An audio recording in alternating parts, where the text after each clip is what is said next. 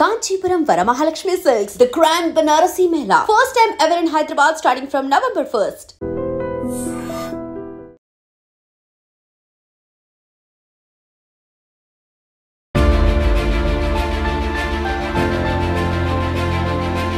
నాగార్జున గారి ముందు ఎలా అయినా ఉండగలిగే ఒకే ఒక్క మనిషి చంద్ర. అయ్యో అంత కాదు కానీ ఇక్కడ అందరి దేవుడు, ఇక్కడ మీ దేవుడు. ఇప్పుడు సార్ ఈ ఫోటో ఇప్పుడు ఇది నేను పంచాక్షి సినిమా చేసేటప్పుడు నాగార్జున గారు అక్కినేని కుటుంబంతో ట్రావెలింగ్ ఎలా మొదలైంది, నాగార్జున గారి వద్దకు ఎలా చేరారు? 8th క్లాస్ డిస్కంటిన్యూ చేసి ఇప్పుడు దానవీర సూరకర్ణ ఫస్ట్ సినిమా నాది. అప్పుడు మా బావగారు ఎయిర్ డ్రెస్ చేసేవాడు, తోట సుబ్బారావు గారు ఆయన పేరు. ఆయన ఏం చేశాడంటే సరే 8th క్లాస్ డిస్కంటిన్యూ చేసుకొని చదువుతలేదు ఇది అని చెప్పి ఆయన అమ్మ తీసుకెళ్ళిపోయాడు.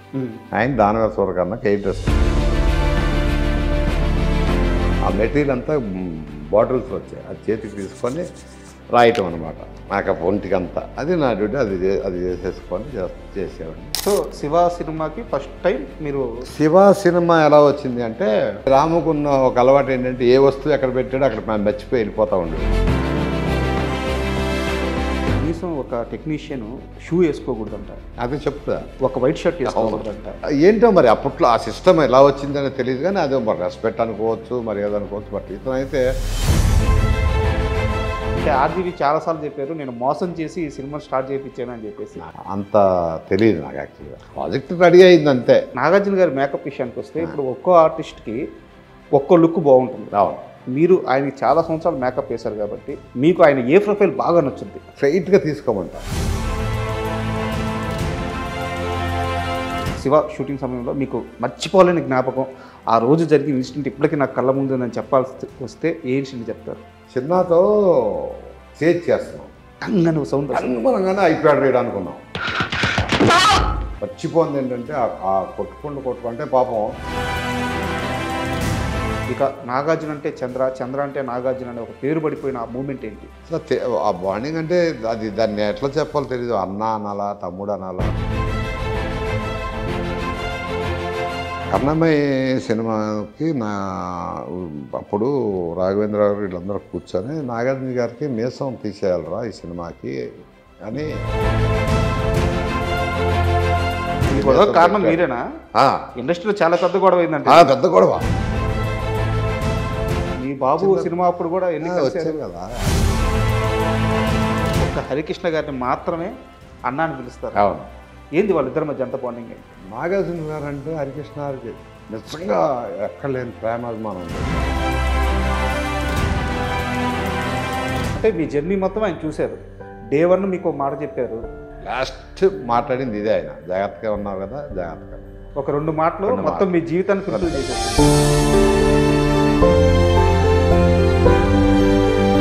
Hi, welcome to my show.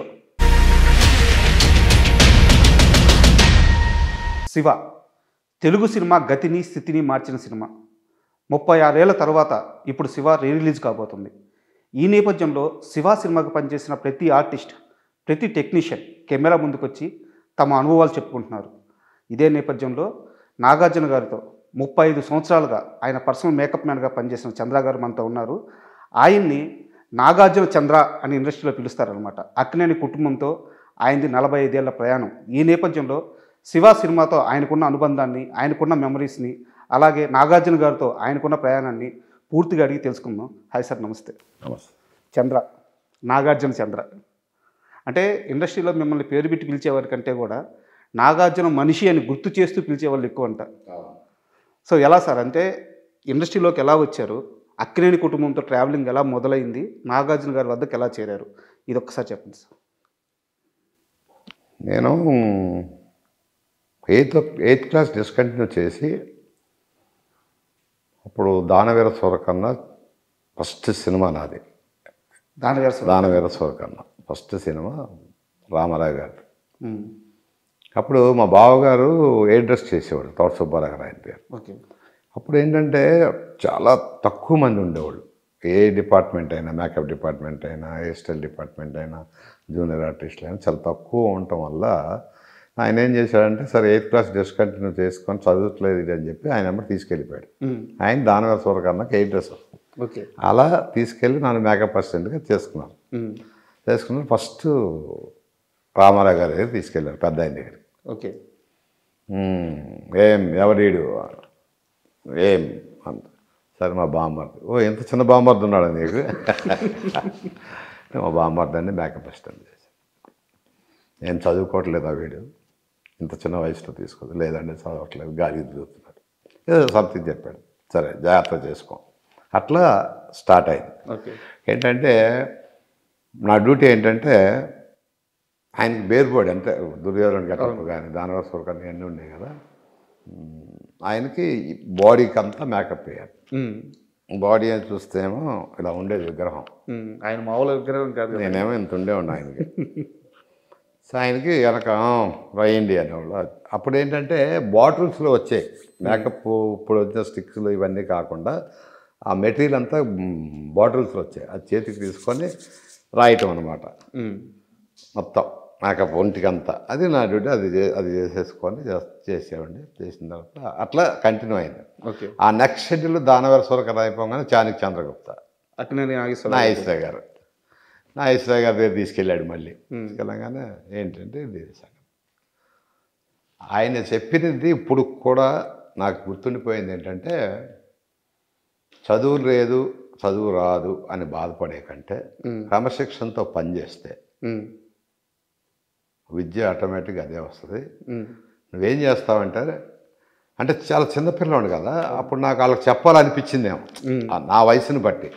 లేకపోతే అదే ఏజ్ పెద్ద అయితే చెప్పేవాళ్ళు చెప్పకపోయేవాళ్ళు తెలియదు. కానీ అదే ఓ పని చేయరా నువ్వు, షూటింగ్ అంటే ఇంటికాడ నుంచి బయలుదేరి షూటింగ్కి వచ్చాయి, షూటింగ్ అయిపోగానే ఇంటికి వెళ్ళిపో, మధ్యలో ఎక్కడ కూడా ఆగద్దు, ఎవరు పిలిచినా వెళ్ళొద్దు. చాలా చిన్న వయసు కాబట్టి చెప్తున్నాను, ఇది మట్టికి నేర్చుకో అని ఒక పదం వేశాడు ఆయన. అదొక తారక మంత్రం అయిపోయింది అది. ఇప్పటికీ కూడా నేను షూటింగ్ అంటే ఇంటికాడ నుంచి బయలుదేరితే షూటింగ్ అయిపోగానే ఇంటికి వచ్చేస్తాను.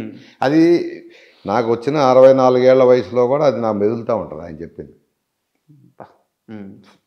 ఇప్పటికి కూడా మెదులుతూ ఉంటుంది ఆయన చెప్పినవి రెండే: పనికి వచ్చావా, పని చేసుకున్నావా, ఇంటికి వెళ్ళిపో. ఇంటికి వచ్చావా, ఇంటికాడ ఉండు. మధ్యలో ఎక్కడ ఆ తర్వాత ఎందుకు అంది అంటే నాకు అర్థమైంది ఏంటంటే, 100 ఉంటాయి సినిమా ఫీల్డ్ అంటే. ఓకే.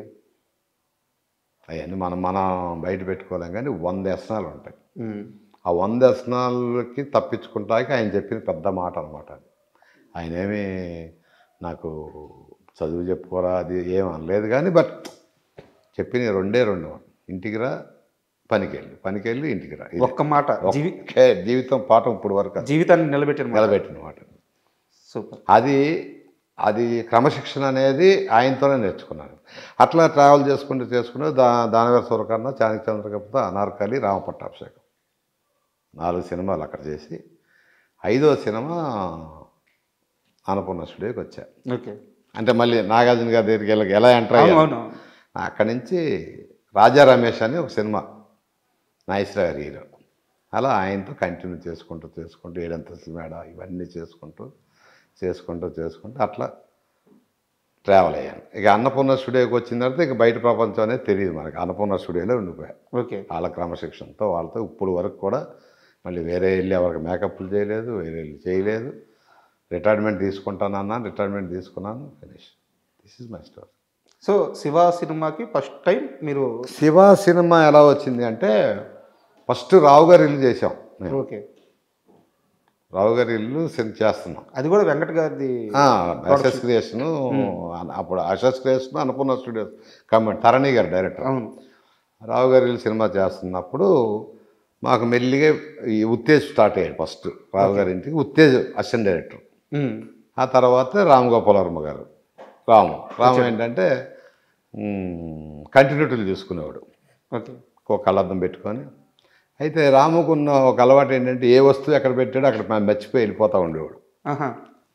అప్పటి నుంచి మతిమరుపు అన్నాలో మరి ఏమన్నాలో కానీ, మరి వేరే ఆలోచించాడో తెలియదు కానీ, బట్ ఏదన్నా చేతిలో బుక్ ఉందనుకో, బుక్ ఒక దగ్గర పెట్టి వెళ్ళిపోయేవాడు అనమాట. అంటే అతని ఆలోచన విధానాలన్నీ వేరేగా ఉండేవి.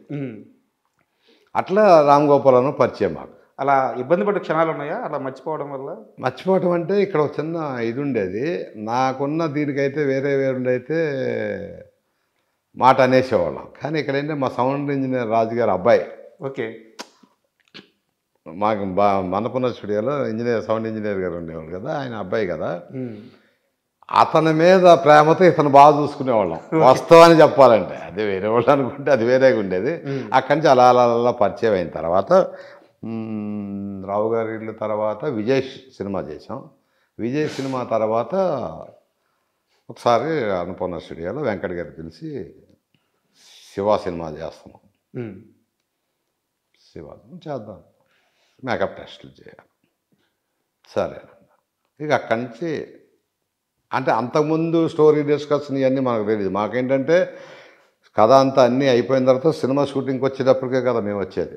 అక్కడి నుంచి మేకప్ టెస్టులు స్టార్ట్ అయినాయి. చిన్న, బ్రహ్మాజీ, ఉత్తేజ్, తర్వాత శుభలాక్ సుధాకర్. అంటే శుభలాక్ సుధాకర్కి అప్పటికే యాక్ట్ చేశాడు అనుకోండి. ఆ బ్యాచ్ ఉంది కదా, ఈ బ్యాచ్ అంతా రావటం మొదలు పెట్టారు. మేమేంటంటే అంతకుముందు సినిమాల్లో చూసేవాళ్ళం, అంటే యాక్ట్ చేసిన వాళ్ళకే మేకప్ లైట్ ఉండేది.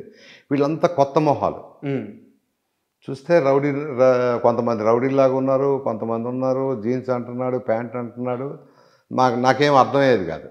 కాస్ట్యూమ్స్ చూస్తేనే బట్టలు బాగానే ఉన్నాయిగా వచ్చాయనేవాడు, వేసుకున్న బట్టలతోనే. ఏంద్రా ఇది అనుకున్నాను. మేకప్లు వేసి అవి చేసుకుని మొత్తానికి శివ సినిమా స్టార్ట్ అయింది. స్టార్ట్ అయిన తర్వాత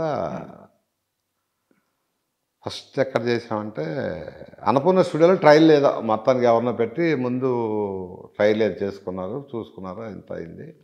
అయిన తర్వాత ఫస్ట్ అక్కడ సికింద్రాబాద్ సీసా స్కూల్ ఉంది సార్. అక్కడ బయట ఒక 40 feet క్రెయిన్ పెట్టి స్కూల్లో పెట్టి కెమెరా పెట్టుకొని ఇటు నుంచి రౌడీలు వచ్చి కారు ఆగుద్ది, ఆ బోట్ షాట్ కారు ఆగుద్ది, స్టూడెంట్స్ అందరూ బయటకు వస్తారు. నేను పెట్టేటప్పటికి నేను ఏంటిది బాగా ఇంట్రెస్ట్గానే ఉంది అనుకున్నా. గోపాల్ రెడ్డి గారి కెమెరా సరే ఆయన పెట్టాడు. 4 షాట్లు అని చూసాం, జనాలు రావటం వెళ్ళటం చూసాం. ఫస్ట్ ఇంట్రెస్టింగ్ స్టార్ట్ అయింది నాకు. అంతకుముందు ఏంటంటే డైరెక్టర్ల దగ్గర పని చేసాం, ఇట్లు ఇచ్చాం, కానీ క్లారిటీగా ఉండేది కాదు, మాకు తెలిసేది కాదు. సెట్లో ఉన్నా కూడా మాకు అర్థమయ్యేది కాదు. ఏదో షార్ట్ డైలాగ్ చెప్తున్నా తీస్తున్నారు. ఇదేమైపోయిందంటే ఇతని దగ్గర ఉన్న గొప్ప విషయం ఏంటంటే రాము గారి దగ్గర మాకు అప్పుడు కొన్ని క్రమశిక్షణలు ఉండే. కో డైరెక్టర్ వచ్చినా మాట్లాడకూడదు, అసిస్టెంట్ డైరెక్టర్లతోనే మాట్లాడాలి, హీరోలు వస్తే పక్కకి వెళ్ళాలి, డైరెక్టర్ దగ్గరికి దరిదాపులకి వెళ్ళకూడదు, హీరోయిన్ అంటే ఒక మోసలో పెరిగాం మేము అప్పటి వరకు ఇండస్ట్రీ. ఇప్పుడు ఏమైపోయిందంటే ఈయన వచ్చిన తర్వాత, రాము గారు వచ్చిన తర్వాత పిలవటం, బుధమే చేయటం, నాకు ఇలా కావాలి చంద్ర, నాకు ఇలా కావాలి అంటే మనలో ఒక టెక్నీషియన్ కలిసిపోయాడు. అంటే డైరెక్టర్ లాగా మాకు అనిపించలే. ఆ షార్ట్ పెట్టేటప్పటికి ఇంట్రెస్ట్ అనిపించింది. ఫస్ట్ షాట్ అది. ఆ బోర్డు నుంచి అలా దిగి వచ్చి హీరో ఎంటర్ అయిన తర్వాత వాళ్ళు రావటం తీసేటప్పటికి ఇదేదో ఉంది. ఇది అక్కడి నుంచి ఆ సీసా స్కూల్లోనే అన్ని ఫైట్లు కానీ, జెయ్యి కానీ, సైకిల్ చైన్ తీయటం కానీ ఇదంతా అక్కడి నుంచి మాకు కొద్ది నమ్మకం. అంటే డైరెక్ట్ అప్పుడు నమ్మటానికి మనం ఎవరు, సినిమా కదా, అప్పుడు ఇతను డైరెక్టర్ కాదా అంటే ఈ రోజుల్లో అనుకుంటాం నమ్మకం ఉందా లేదా. అప్పుడు సినిమా చేస్తున్నాం అంతే, మాకు ఇంట్రెస్ట్ అనిపించింది. నమ్మకం లేదు అనేది అంత పెద్దోళ్ళం కాదు కదా, సినిమా డైరెక్షన్ చేస్తాడా లేదా అనేది మనకి అంత కాదు, బట్ ఇంట్రెస్టింగ్గా ఉంది. మీరు ఇందాక ఒక మాట అన్నారు, అంటే ఆ రోజుల్లో ఎలా ఉండేదంటే డైరెక్టర్లు వస్తే కలవకూడదు, వాళ్ళని విష్ చేయకూడదు, లేకపోతే హీరోల దగ్గరికి వెళ్ళకూడదు అని చెప్పేసి. నేను ఇంకోటి నాను, అప్పట్లో కనీసం ఒక టెక్నీషియన్ అంటే షూ వేసుకోకూడదంట, అది చెప్తా, ఒక వైట్ షర్ట్ వేసుకోకూడదంట. అవును, అంటే అంత ఇదిగా ఉన్నప్పుడు రాము ఇవన్నీ బ్రేక్ చేశాడు. నేను చెప్తున్నా, అదే చెప్తా. షూ వేసుకుని వచ్చినప్పుడు ఎట్లా అంటే ఆఫీస్కి వెళ్ళామంటే చేతులు కట్టుకొని ఉండాలి, షూ వేసుకొని లోపల రాగాలి, చెప్పులు వేసుకొని లోపల రాకూడదు. అంటే ఏంటో మరి అప్పట్లో ఆ సిస్టమ్ ఎలా వచ్చిందని తెలియదు, కానీ అదే మరి రెస్పెక్ట్ అనుకోవచ్చు, మరి ఏదనుకోవచ్చు. బట్ ఇతను అయితే షూ ఇప్పితే తిట్టేవాడు. ఓకే, మంచి బట్టలు వేసుకోకపోతే తిట్టేవాడు. ఏంటి ఆ బట్టలు ఏంటి, మంచిగా వేసుకోవచ్చు కదా, జీన్స్ వేసుకోవచ్చు కదా. అంటే ఆ సిస్టమ్ మారిపోయిందండి. శివ తర్వాత నిజం చెప్పాలనుకుంటే సినిమానే కాదు, మాలో కూడా చేంజ్ వచ్చింది. ఓకే. అప్పుడేంటి, నువ్వు మేకప్ మ్యాన్ అంటే మేకప్ వేసి పక్కన ఉండాలి అంతే, వేరే ఏం చేయకూడదు. పిలిస్తే వెళ్ళాలి, పిల్లలతో పక్కన ఉండాలి. ఇక్కడ ఏమైపోయింది అంటే, ఈయన వచ్చిన తర్వాత మేకప్ మ్యాన్ లేదు, కాస్ట్యూమ్ లేదు, ఒక సెట్ అసిస్టెంట్ కాదు, సమస్తం పనులు చెప్తూ ఉండేవాడు. అంటే అంతా ఒక టీం. అంతా ఒక టీం. వంశీ కానీ, నేను కృష్ణవంశీ కానీ, తేజ కానీ, రమణ కానీ, ఉత్తేజ్ కానీ, ఏది అడిగినా పటా పటా పటా పటా పనులు చేసుకుంటాం. ఇది మనది అని కదా, అట్లా బాగా మర్జీ అయిపోయాం సినిమా. అంటే ఒక వ్యక్తిని తక్కువగా చూడడం అసలు లేదు, తక్కువగా చూస్తాం, అతను ఎందుకు వచ్చాడు, ఇదే అసలు భేదాలు అనేవి లేవు. ఓకే. సో దాంతో మీ పని ఇంకా ఫిక్స్ కంటే ఫ్రీడమ్ వచ్చింది. ఫస్ట్ ఏంటంటే ఫ్రీడమ్ వచ్చింది. కట్టుకొని, చేతులు కట్టుకొని, భయభక్తులు ఉండాలి, ఉండకూడదని కాదు, బట్ అది హెవీ భయం. వస్తున్నారంటే అమ్మ అని పక్కకి వెళ్తాం. రాఘవేంద్ర గారు వస్తున్నారంటే అంటే అది ఒక విధంగా అలా పెంచారు మమ్మల్ని ఇండస్ట్రీలో. అది పెంచడం రైట్ ఆర్ రాంగ్ అని నేను చెప్పను, కానీ సరే అదొక తరం అండి. అది ఆ భయభక్తులు కానీ, అది కానీ భయం, దాన్ని భయభక్తులు అంటారో ఇంకోటి అంటారో మనకైతే తెలియదు. కానీ వాస్తవానికి ఈ శివ దగ్గర నుంచి చెప్పాలి అనుకుంటే చేంజ్ అక్కడి నుంచి మొదలైంది. చేంజ్ మొదలైంది. అండ్ మీరు శివ సినిమాకి చాలామంది ఆర్టిస్టులకి మేకప్ టెస్ట్ చేసింది మీరే. అవును, ఫస్ట్ టైం. అవును. వాళ్ళలో చాలామందిని వీళ్ళని తీసుకోండి, వీళ్ళు వర్కౌట్ అవుతారని చెప్పి చాలా గట్టిగా చెప్పారట. గట్టిగా చెప్పింది జేడీకి చెప్పాను నేను, రాము గారితో. జేడీ చక్రవర్తి ఏంది అసలు అంటే, జేడీ చక్రవర్తి రాము గారు ఏం చెప్పారంటే, కింద అన్నపూర్ణ స్టూడియోలో ఆఫీస్ ఉండేది. ఒక అతను వస్తున్నాడు, క్యారెక్టర్ ఏంటో మనకు తెలియదు, మేకప్ టెస్ట్ చేయాలి చంద్ర అన్నాడు. అలాగని వెళ్తే జేడీ ఉత్తేజ్ తీసుకుని వస్తున్నాడు. ఓకే. జేడీని తీసుకొచ్చే చూసేటప్పటికి నాకు ఒక పుల్లా కనిపించాడు. ఫస్ట్ లుక్లోనే గడ్డం చూసి అప్పటి వరకు ఉన్నాయి అన్నారు, కానీ వీళ్ళు ఏదో సంథింగ్ చక్రవర్తిలో నాకు అనిపించి ఉత్తేజ్ తన వీడికి ఎందుకురా మేకప్ టెస్ట్, అవసరం లేదురా, బ్రహ్మాండంగా ఉన్నాడు, పెట్టుకోండిరా ఇలా చెప్పాను. నిజమా అంటాడు. తర్వాత తెలిసింది ఉత్తేజ్ ఫ్రెండు, ఉత్తేజ్ తీసుకొచ్చాడు అని తర్వాత సంగతి. ఉత్తేజ్ అసిస్టెంట్ డైరెక్టర్ కదా, ఎవరు ఆర్టిస్ట్ని తీసుకొచ్చాడు, అరే తీసుకోండి రా, బ్రహ్మాండంగా ఉన్నాడు. ఇది వెళ్ళి రాముతో చెప్పాడు, మేకప్ టెస్టే చేయను అంటున్నాడు. అంటే ఎక్సలెంట్గా ఉంటాడు, పెట్టుకోమని. ఏమన్నా రాజీవ్ గారు ఓకే ఓకే అంతే, ఇంకేమనలేదు. ఇంకా పెద్ద డిస్కషన్ ఉండదు. ఇప్పుడు ఆయన కోపం లేదు, వాస్తవానికి ఏం ఆలోచిస్తాడో మనకు తెలీదు. అతనికి ఎస్ అంటాడో నో అంటాడో కూడా తెలియదు. ఒకసారి అంటాడు, అంటే మనం అర్థం చేసుకోవాలి అంతే. రాము గారి దగ్గర ఉంది ఏంటంటే, ఎవరి మీద కోపడినట్టుగా నేను చూడాలి. ఓకే. నేను దగ్గర రాము దగ్గర 8 సినిమాలు 9 సినిమాలు మేకప్ చీఫ్గా చేశాను. తర్వాత రంగీలా కానీ, క్షణక్షణం కానీ, రాత్రి, అంతం, దెయ్యం, ఇవన్నీ చేసుకున్నా. రాము గారి దగ్గర మధ్య 8-9 సినిమాలు చేశాను. సో ఇదే బిహేవియర్ ఎప్పుడు ఇప్పుడు కూడా ఎవరిని ఏమీ అనడం. నాకు తెలిసి వాళ్ళని కోపడటం లేదా ఇక్కడ చెప్పటం అలాంటి వ్యక్తి కాదు. అతని పనేదో అతనిదండి, అతను కావాల్సింది అతను తీసుకుంటాడు అంతే, మిగతా వాటికి వెళ్ళాడు రాము. శివ సినిమాకి ఫస్ట్ టైం మీరు మేకప్ వేస్తున్నారు. నాగార్జున గారికి అంతకుముందు మీరు అసిస్టెంట్గా వేసి ఉండొచ్చు. అవును. కానీ శివ విషయంకి వచ్చేలేకే చాలా రియలిస్టిక్గా, అవును, రాము అలా కోరుకున్నారు. సో అంతకుముందు వేసిన మేకప్కి ఈ సినిమా మేకప్కి తేడా ఏంటి? అంతకుముందు మేకప్ ఏంటంటే ప్యాన్ కేకులు, ప్యాన్ స్టిక్లు చాలా వేసేసి షేడ్ అని అదని ఇదని ఒక ఐబ్రోస్ దిద్దటాలు, అంటే ఎప్పుడు డీటెయిల్డ్గా చేసుకుంటూ వచ్చాం. కళ్ళ కింద బ్లాక్ రాయటం, నోస్ కట్ చేయటం, ఇట్లా అంటే ఆ ఒరిజినాలిటీని తప్పించి ఒక అందాన్ని క్రియేట్ చేసేవాళ్ళం. అర్థమైంది. అంతే కదా. మేకప్ హెవీగా ఉండేది. మేకప్ హెవీగా ఉండేది, అంటే ఎక్కడికి డీటెయిల్స్గా ఉండేవి. ఈయన వచ్చిన తర్వాత ఏమన్నాడంటే, చంద్ర నాకు అలా కాదు, నాగార్జున గారి లాగా ఉండాలి అంటే, అప్పుడు ఏం చెప్పాడంటే, సాంగ్ వచ్చిందంటే లిప్స్టిక్ వేయాలి, చాలా గందరగోళంగా ఉండేది. బాబు ఇలా చూసావా నేను చెప్పానా అన్నాడు. జీన్ ప్యాంట్లు ఇట్లా రకరకాలుగా అన్నీ వచ్చేసి, సరే ఏం లేదు. సింపుల్గా ఒకే ఒక స్టిక్ తీసుకొని ఎక్కడైతే మనకి హై బ్లాక్ దగ్గర అక్కడ చేసుకొని ఒరిజినల్ షేడ్ వేసి వదిలేసా. ఇది నాకు కావాలి అంతే. నాగార్జున గారి ఫీలింగ్ ఏంటప్పుడు? నాగార్జున గారి ఫీలింగ్ ఏంటి, అంతకుముందు చెప్పేవాడు నాకు, ఈ లిప్స్టిక్లు ఎందుకురా, ఈ కనుబొమ్మ దిద్దుతావు ఎందుకురా, ఇవన్నీ వద్దురా అని చెప్తా ఉండేవాడు. వేరే సినిమాలకి చెప్తా ఉండే. కాదండి, పాట వచ్చిందంటే గ్లామర్గా ఉండాలి, లిప్స్టిక్ వేయాలి, పెన్సిల్తో ఇవన్నీ చక్కగా డీటెయిల్డ్ వర్క్ అనమాట, ఐబ్రోస్ ఉండాలి, అవి ఉండాలి అని చెప్పాడు. ఆయన అంటా ఉండేది, వద్దురా లిప్స్టిక్లు వద్దు, ఈ ఐబ్రోస్ వద్దురా, న్యాచురల్గా వద్దురా అంటే అవన్నీ ఉండదండే సినిమా అండే అనేవాడిని. తర్వాత అలా ఇచ్చి నేను చెప్పానా అన్నాడు. వచ్చాడు ఆర్జీవి చూసుకున్నాడు. చూసుకున్న తర్వాత ఇక అక్కడి నుంచి మేకప్ కూడా మారిపోయింది. ఇండస్ట్రీ ఇప్పుడు వరకు అంతే. ఆ ప్యాన్ కేకులు, ప్యాన్ స్టిక్లు ఇవన్నీ పోయినాయి. లిప్స్టిక్లు అన్నీ పోయినాయి. ఆడవాళ్ళకే తప్ప జెంట్స్కి అనేది అసలు లేవు ఇప్పుడు వరకు. తర్వాత సరే ఇవన్నీ న్యాచురల్ మేకప్ ఇదంతా బాగానే ఉంది. తర్వాత మన వివేకానంద కాలనీలో లైట్ హౌస్ అని చెప్పి ఒక ఇరానీ కేఫ్ ఉండేది. అక్కడ ఫైట్ సీన్ పెట్టారు. నాగార్జున గారు అదే కప్పుతో కొట్టి పేద మీద కొట్టారు కదా, ఇక్కడ నెక్లెస్ పెట్టి పెట్టుకున్నాడు. అంతా వచ్చిన తర్వాత చంద్ర అన్నాడు. అంటే వెళ్ళా, చంద్ర ఇప్పుడు నెక్లెస్తో ఫైట్ బాబు ఒకటి కొడతాడు, నాకు ఈ పెదం ఇలా పగిలిపోవాలన్నాడు, పెదం చిట్లిపోవాలి అన్నాడు.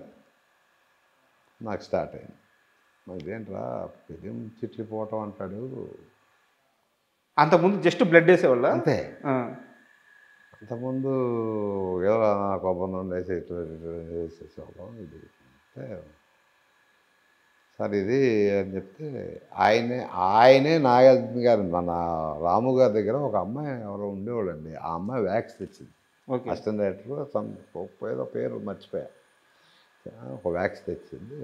ఫస్ట్ వ్యాక్స్ అంటే ఓహో అని ఆ వ్యాక్స్తో వేసిన తర్వాత అమలా మేడం గారు ఎవరో ఉన్నారు, కొద్దిగా ఆమె కూడా హెల్ప్ చేసినట్టు వేసి ఇక్కడ బ్లడ్ వేసేటప్పటికి పర్ఫెక్ట్ మ్యాచ్ అయింది. అప్పుడు మెమరీ వచ్చింది, ఓహో మనం వేసేది మేకప్ కాదు, మేకప్లో చాలా ఉన్నాయి. నాకు నేనే ఆశ్చర్యపోయా, ఓహో వెరీ గుడ్. ఇక అక్కడి నుంచి స్టార్ట్ చేశానండి. అంటే నన్ను మార్చాడు అంతే కదా. నేను వేసిన దానవీర సూరకర్ణ మేకప్ అంటే గొప్పదే, దానవీర సూర ఆ మేకప్లు వేరు. ఇప్పుడు వచ్చిన ట్రెండ్కి మేకప్ డిఫరెంట్గా మార్చేటప్పటికి ఇక అక్కడి నుంచి దెబ్బల మీద ఇంట్రెస్ట్ స్టార్ట్ అయింది నాకు. ఏ షూటింగ్ చేసినా ఏం చేసిన దెబ్బ వేసిన ముందు నా సినిమాలో నాకు అరే ఉత్తేజ్ నా దెబ్బ బాగా కనపడుతుందా, నా బ్లడ్ బాగా కనపడుతుందా అడిగేవాడు అనమాట. అంటే అక్కడి నుంచి ఇంట్రెస్ట్ పెరిగిపోయింది బాగా.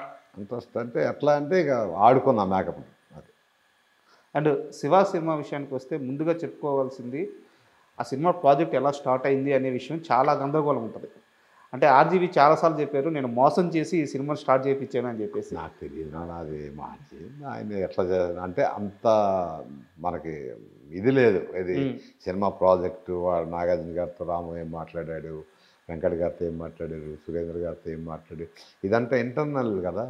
మనకి అది ప్రాజెక్ట్ ఎలా స్టార్ట్ అయ్యింది, రాము గారి కథ ఏం చెప్పాడు, వీళ్ళ కథ చేశాడు, అంత తెలియదు నాకు. యాక్చువల్గా ప్రాజెక్ట్ రెడీ అయింది అంతే.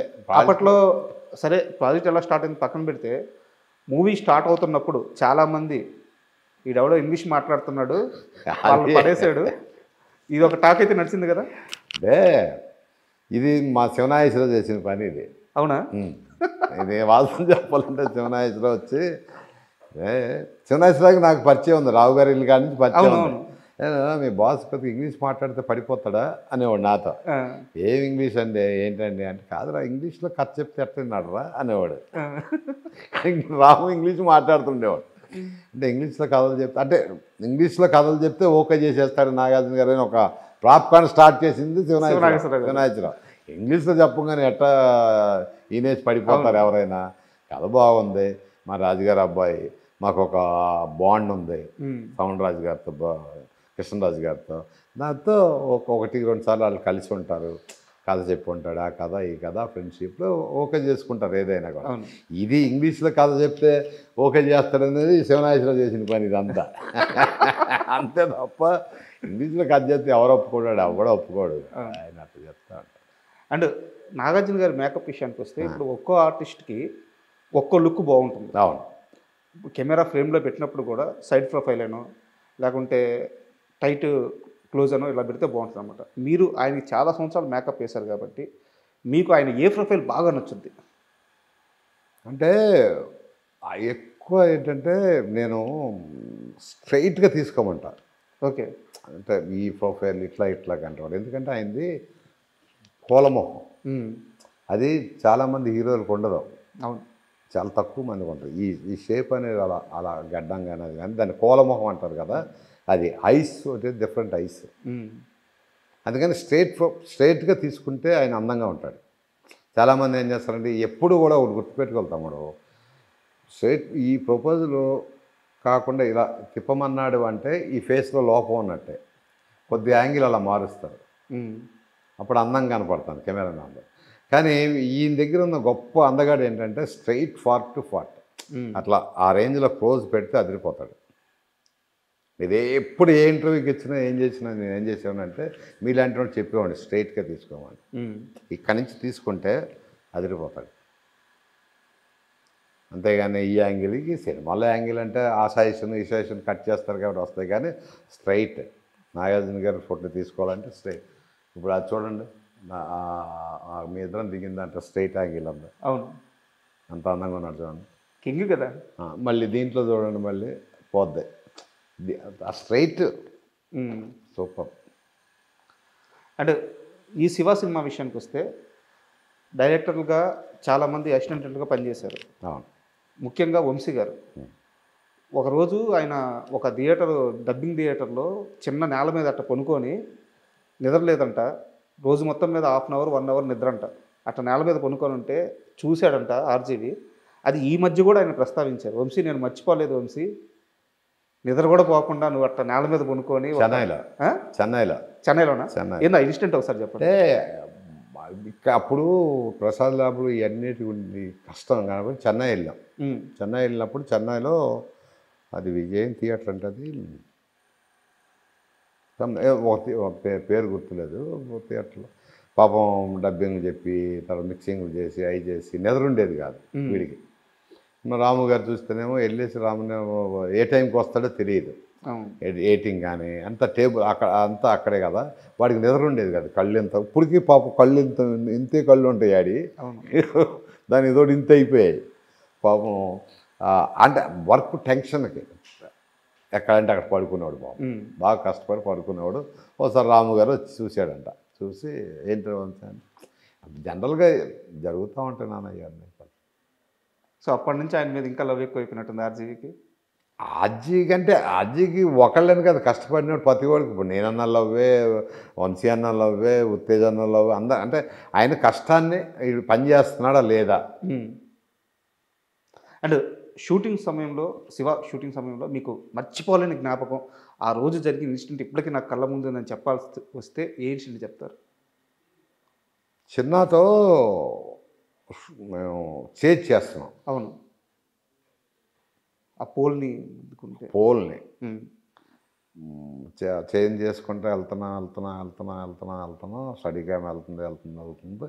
అది ఒరిజినల్గా కొట్టుకున్నాడు ఆ పోల్. చిన్న మనగానే అయిపోయాడు రీడ్ అనుకున్నాం.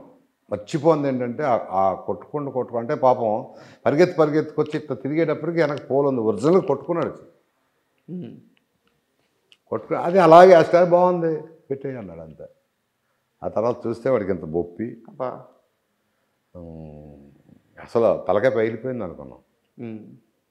అది మటుకు ఇప్పుడు కూడా మర్చిపోలేండి. పోల్ అంటే అంత ఎంత హెవీగా పరిగెత్తుకుంటే పోల్ తగలటం అంటే మామూలు మాట కాదు. అది అసలు శివాలో ప్రతిదీ ఒక మెమరీ అనండి. ఇదే కాదు, పరిగెత్తుకుంటే అంత పరిగెత్తుకుంటుంటే పక్కన ఒకడొచ్చి కత్తిస్తే ఈయన నరుకుతాడు. మేమేమనుకుంటున్నామంటే పరిగెత్తుకొచ్చినాడు నరుకుతాడు అనుకోండి ఎక్స్పెక్ట్ చేస్తున్నాం థ్రిల్. ఓకే. ఇప్పుడు నువ్వు రౌడీలు పరిగెత్తుకుంటూ వస్తున్నప్పుడు ఒకటి చేతిలో కత్తి ఉంది, వాడే వేసేస్తాడు అనుకొని ఎక్స్పెక్ట్ చేస్తున్నాం. వాడు వచ్చాగానే ఇంకోటి కత్తి అడుగుతాడు వెళ్ళి. అంటే ఇట్లా మాకు కూడా ఏమిటంటే మేము అనుకున్న దానికంటే స్పాట్లోనే కొన్ని విచిత్రమైన పనులు జరిగాయి, ఆశ్చర్యంగా ఉండేవి. అంతే కదా, ఇప్పుడు పరిగెత్తుకుంటూ వచ్చేసి ఇప్పుడు కూడా ఎవడో కత్తి పట్టుకుంటే ఆడే వేసేస్తాడు అనుకుంటాం, కానీ ఆయన పక్కన ఈడేసేస్తాడు అనేది శుభలాక్ సుధాకర్. అవునవును, అదొక హైలైట్ షాట్ అది. అండ్ ఆ సమయానికే మీకు నాగార్జున గారు బాగా క్లోజ్ కాబట్టి అమలా గారితో ఆ సినిమా షూటింగ్ టైంలోనే వారిద్దరు ప్రేమలో ఉన్నారా, లేకుంటే అవి పర్సనల్ అన్నీ అసలు ఆ జోటికి వెళ్ళొద్దు, అవి అడగద్దు. శివ గురించి అడుగు, మెల్లిగా నువ్వు అవన్నీ లాగద్దు, కానీ శివ గురించి అడుగు అంతే. అండ్ శివ షూటింగ్ జరుగుతున్నంతసేపు నాగార్జున గారి మైండ్ సెట్ ఎలా ఉండేది, అంటే మీరు ఏం చెప్పేవారు? నాగార్జున గారి మైండ్ సెట్ అప్పుడు మాలో కలిసిపోయాడు అంతే, హీరోలాగా ఉండేవాడు కాదు ఆయన. అంటే జనరల్గా ఎందుకంటే ఆయన అందరూ ఇప్పుడు మిగతా హీరోలాగా వచ్చి హీరోలా నడిచి మేము కూర్చుంటే రాకూడదు అలా ఉండేది కాదు. ఇప్పటికీ అలాగే ఉంటాడు ఆయన, తెలుసు, మనలో ఒకడుగానే ఉంటాడు. అంటే ఈ మూవీ ఇలా వస్తుంది చంద్ర, నాకు కొంచెం నమ్మకం వస్తుంది, అవన్నీ మాకు ఉండే కాదండి. నమ్మకం వస్తుంది, నమ్మకం సినిమా తీసేటప్పుడు మేము సినిమాలు తీసుకుంటాం వెళ్ళిపోతాం. అయితే మన మద్రాసు ఆఫీస్ ఉండేది, అన్నపూర్ణ స్టూడియో ఆఫీసులో. బుర్రా కేవ్లో చేసాం సాంగ్. అవును, ఆ సాంగ్ వేసి చూపించేటప్పుడు సురేంద్ర గారు, వెంకట గారు, నేను, ఉత్తేజు, వంశీ వీళ్ళందరూ సాంగ్ వేస్తున్నారా అన్నారు. మేము చూస్తే సాంగ్ చూస్తే నాకు మతిపోయింది. బయటకు వచ్చి పాడుకుంటా సినిమా ఆడదు సార్ అన్న సురేంద్ర గారితో. రా ఊపుతున్నా అన్నారు. అది ఏం సార్, బాగుంది సార్ అంటే. అప్పటి వరకు చూసినవన్నీ గాలిలో ఎగిరేయి, గాలిలో పోయేది. మేము మనం అరకెళ్ళి ఒరిజినల్ బుర్రా కేవి అసలు దిగటానికి ఎక్కడానికి మెట్లు అనేది లేవు అసలు. అప్పుడు కొండల్లో దిగి లైట్లు వేసుకొని వెళ్ళి నానా నరకం అది. ఇప్పుడంటే లైట్లు ఈజీ ఉండేది, కానీ అప్పుడు అసలు అరకు వెళ్ళాలనుకుంటే అసలు ఏమి ఉండేవి. ఆ సాంగ్ చూసిన తర్వాత ఫస్ట్ టైం అన్నారు సినిమా భలే ఉంటుంది సార్, సాంగ్ అదిరిపోయింది అన్నమాట సాంగ్. అండ్ రిలీజ్ అయిన తర్వాత సినిమా అంత పెద్ద హిట్ అయిన తర్వాత నాగార్జున గారి ఫీలింగ్ ఏంటి? నాగార్జున గారికి సినిమా రిలీజ్కి ఇక్కడ లేవు, మేము ఏదో షూటింగ్లో ఉన్నామండి. అరే సినిమా బాగుందంటరా, చాలా బాగుందంట అంటే రిలీజ్కి నేను లేను, ఆయనతో పాటు ఏదో షూటింగ్కి వెళ్ళాం. శివనాగేశ్వరరావు ఆ సినిమాకి డైరెక్టర్ బయట బాగుందంట, ఫోన్లు వస్తున్నారా సినిమా బాగుందంట. అక్కడ 4 రోజుల తర్వాత ఇక్కడికి వచ్చిన తర్వాత ఈ సినిమా మాకు అప్పటికే లేచిపోయి పెద్ద హిట్ అయిపోయింది. మేము అవుట్డోర్లో ఉండటం వల్ల మాకు తెలియలే. సినిమా బాగుందంటే బాగుంది అంతవరకే. బాగుందంటారా, ఆయన ఫోన్లు వస్తూ ఉన్నాయి, బాగుంది కంగ్రాట్స్, అది ఇది కంగ్రాట్స్ ఇట్లా చెప్పుకుంటూ వస్తున్నారు. సినిమా బాగుంది, హ్యాపీ, సినిమా మామూలు సినిమా బాగుందంట. కానీ అక్కడి నుంచి వచ్చిన తర్వాత ఎర్రగడ్డలో ఒక థియేటర్ ఉందండి, ఇప్పుడు కూడా ఉంది, సత్యం గోకుల్ థియేటర్కి వెళ్ళి చూసా. ఓకే, అమ్మ సైకిళ్ళు, రోడ్ల మీద సైకిల్, అన్ని సైకిళ్ళే, రోడ్ల మీద సైకిల్, రోడ్డు దాకా వచ్చేసిన సైకిల్ పార్కింగ్ నుంచి టికెట్లు, జనం, కేకలు, అరుపులు. అట్లా చూస్తే అసలు నాకు ఇది నేనేం చేసిన సినిమానేనా, అసలు ఈ సినిమానా ఏంట్రా ఇది, సౌండ్ ఎఫెక్ట్. అంతకుముందు ఏదో ఇవన్నీ లేవు, దడ దడ దడ దడ దడ దడ అంటుంటే గుండె దడ్ దడ్ దడ్ దడ్ దడ్ దడ్ అంటే మేము పని చేసాం ఈ సినిమాకి అనేది మర్చిపోయాను నేను. మీరు ఒక ఆడియన్ అయిపోయా. అసలు ఆ పాటలు ఏంటి, ఆ జీన్స్ అసలు అప్పట్లో అమ్మ ఆడవాళ్ళు ఏదో లంగాలు ఇవన్నీ ఉండేవి కదా, ఇలా జీన్స్ గించేస్తుంది అమ్మ, డ్యాన్సర్స్ ఎంత బాగుంటారా అన్నీ కదా, ఏముంది అనుకోండి మీరు అమ్మ డ్యాన్స్ అసలు ఒక విచిత్రం అండి ఆ సినిమా. పార్ట్ షార్ట్ చెప్పాలంటే ఆ మెమరీ అదొక అద్భుతమైన మెమరీ ఆ సినిమా. మేము పని చేసిన వాళ్ళం కానీ కష్టపడిన వాళ్ళం, కష్టం అని తెలిసేది కాదు. అవును, అసలు ఎప్పుడు తెల్లారుద్దా, ఎప్పుడు షూటింగ్కి వెళ్దాం. సినిమా గుమ్మడికాయ కొట్టేసిన తర్వాత మాకు పిచ్చెక్కింది కొన్నాళ్ళు. ఏంటి మళ్ళీ మామూలు అయిపోయినాయి. తర్వాత మళ్ళీ క్షణక్షణం, మళ్ళీ దీన్నే హిందీ చేసాం, ఇవన్నీ అయిపోయిన తర్వాత మళ్ళీ క్షణక్షణం. సో ఇప్పుడు ఏమైపోయింది, మాదంతా రాము గ్రూప్ అయిపోయింది. ఎన్నేళ్ళు ట్రావెల్ అయ్యారు మీరు రామ్ గోపాల్ గారితో? రాము గారితో ఒక రంగీలా 2 ఏళ్ళు, ఒక 5-6 సంవత్సరాలు ట్రావెల్ అయ్యాయి. ఆ తర్వాత ఇక నాగార్జున గారు పర్సనల్ అయిపోయా, నిన్నే పెళ్ళాడు. రంగేల సమయానికి ఆ సినిమాతో బాలీవుడ్ మొత్తం ఒక బిత్రపోయిన క్షణం అది. అవును, ఎవరీడు, అవును, ఎక్కడి నుంచి వచ్చాడు, అవును. ఏంది సినిమా తీయడం అని చెప్పి. మమ్మల్ని అడిగేవాళ్ళు, ఆ, అరే కాశారే కాశా క్యా చల్తా క్యా. నాకు జాకీ షరఫ్ చెప్తా ఉండేవాడు, కంపెనీ చీఫ్, अरे क्या है रे तनहा तनहा तनहा कितना दिन निकालता रे क्या रे किधर से लेके आए रे పద్దాక మేము ఏం చేసి ఏది పెట్టినా ఏదన్నా తనహా తనహా ఈ సాంగ్ వేసేవాళ్ళం, ఈ షూట్ చేస్తూ ఉండేవాళ్ళం. అమీర్ ఖాన్ గెటప్ వేసింది కూడా నేనే దానికి. ఆ గడ్డం ఉండేది, తన గడ్డం పెట్టి స్కార్ వేసి ఒక రామోయే విచిత్రం అంటే అంటే ఇప్పుడు మేము చాలా చిన్న వయసు సార్. ఇప్పుడు మన సినిమాలు బాలీవుడ్ లేకుంటే బయట దేశాలు ఇట్లా ఆడుతున్నప్పుడు మన డైరెక్టర్ల గురించి గొప్పగా చెప్తుంటే మాకు చాలా గర్వంగా ఫీల్ అవుతుంటాం. బట్ నేను అది స్టార్ట్ చేసింది ఆయన, మీరు దానికి ప్రత్యక్షంగా పనిచేశాను కాబట్టి ఎంత గర్వంగా ఉండేదంటే, షూటింగ్ చేస్తున్నప్పుడు డైరెక్టర్ కొనే వై అన్నాడు రామ్ గోపాల్ వర్మ అంటే అంత అంత ప్రౌడ్గా చెప్పాడు. నేను చెప్పేవాడిని రామ్ గోపాల్ వర్మ, ఓ వర్మ శివా నికాలేనా, శివా నికాల, అరే కిక్కు అంటే ఆ పేరు చెప్పుకోవడానికి కూడా మాకు అంత గర్వంగా ఉండేది. రామ్ గోపాల్ అనం, రామ్ గోపాల్ వర్మ అనేది బేస్ వాయిస్ అని చెప్పేవాడిని అక్కడ వాళ్ళతో. దగ్గర ఒక సంవత్సరాలు ఉన్నాం బాంబేలో రంగీలా టైంలో. ఆ పేరులో ఒక మెసేజ్ ఉంది. ఇంకోటి ఏంటంటే కనికట్టు, ఎవరిని ఏమనేవాడు కాదు, చెయ్యాలనిపించేది మాకు. మరి మమ్మల్ని తిట్టేవాడు కాదు, చేయమనేవాడు కాదు, ఏమనేవాడు. ఆ రాము దగ్గర పక్కన నుంచుంటే ఒక వైబ్రేషన్, ఆ షాట్ ఎలా అంటే ఏం పెట్టలేదు అదంటే ఏదో మొత్తానికి కాదు. మరి సినిమా ఆయన ముఖం, సినిమా రాము ముఖం. ఆ శివ రిలీజ్ అయిన తర్వాత ఆ సినిమాకి పనిచేసిన అసిస్టెంట్ డైరెక్టర్లు అందరూ బయటికి వెళ్ళి కార్లలో లేపేవాళ్ళు అంటే టెక్నీషియన్స్ కూడా అందరూ అంటే నేను, ఉత్తేజు, వంశీ, తేజ, తర్వాత ఒక జాన్ బాబు అని ఒకడు ఉండేవాడు. ఓకే, జాన్ బాబు పాపం ఉన్నాడో లేడో తెలియదు కానీ జాన్ బాబు అని సెట్ అసిస్టెంట్. 5 రాము.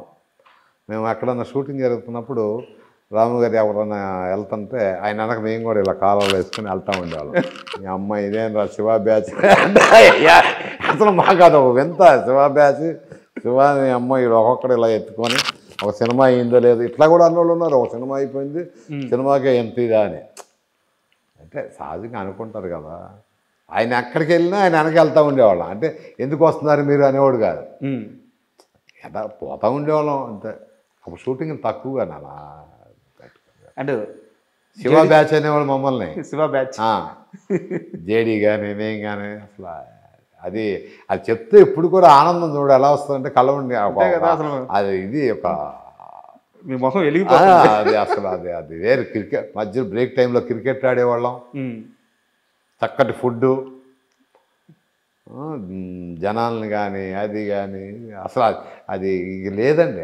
అలాంటిది ఇప్పుడు కష్టం. శివ తర్వాత జేడీ చక్రవర్తి స్థాయి చాలా పీక్స్కి వెళ్ళిపోయింది. అయితే జేడీ చక్రవర్తితో మీకు మాత్రం చాలా పర్సనల్గా కొన్ని అనుభవాలు ఉన్నాయి, ఇప్పుడు దాకా ఎవరికి చెప్పలేదు అని తెలిసింది. చెప్పంది ఏంటంటే జేడీ తర్వాత నేటి సిద్ధార్థ కదా, నేటి సిద్ధార్థ చేస్తున్నాడు. మేమంతా ఒకే హోటల్లో ఉన్నాం చెన్నైలో. నేను ఏదో షూటింగ్కి వెళ్ళాను, వాడు నేటి సిద్ధార్థ దేనికి వచ్చాడు, అందరం ప్యాక్ ఆడుతున్నాం. ఓకే, ఎవరెవరు? మా బ్యాచ్ ఏదో, నా దగ్గర డబ్బులు లేవు. సరే ఎవరున్నాడు పక్కన అంటే జేడీ ఉన్నాడు. వెళ్ళా, అరే ఇద్దరా జేడీ ఒక 500 కావాలి. 500 అంటే చాలా ఎక్కువ కదా. ఎక్కువ. నేను ఇవ్వను రా అన్నాడు. రే ఫస్ట్ మేకప్ వేసిందా నేను రా, నీకు చెప్పిందా నేను రా, నువ్వు బాగుంటావు అని చెప్పింది నేను రా, 500 ఇవ్వటానికి ఏమైంది రా, ఏదో ఇవ్వరా. ఆడు ఎంత పిసినసాడు అంటే ఇప్పటికీ పిసినసాడు. ఆడు జేడీ డబ్బులు తీయడు, అవసరం అనుకుంటే తీస్తాడు, లేదా తీయడు.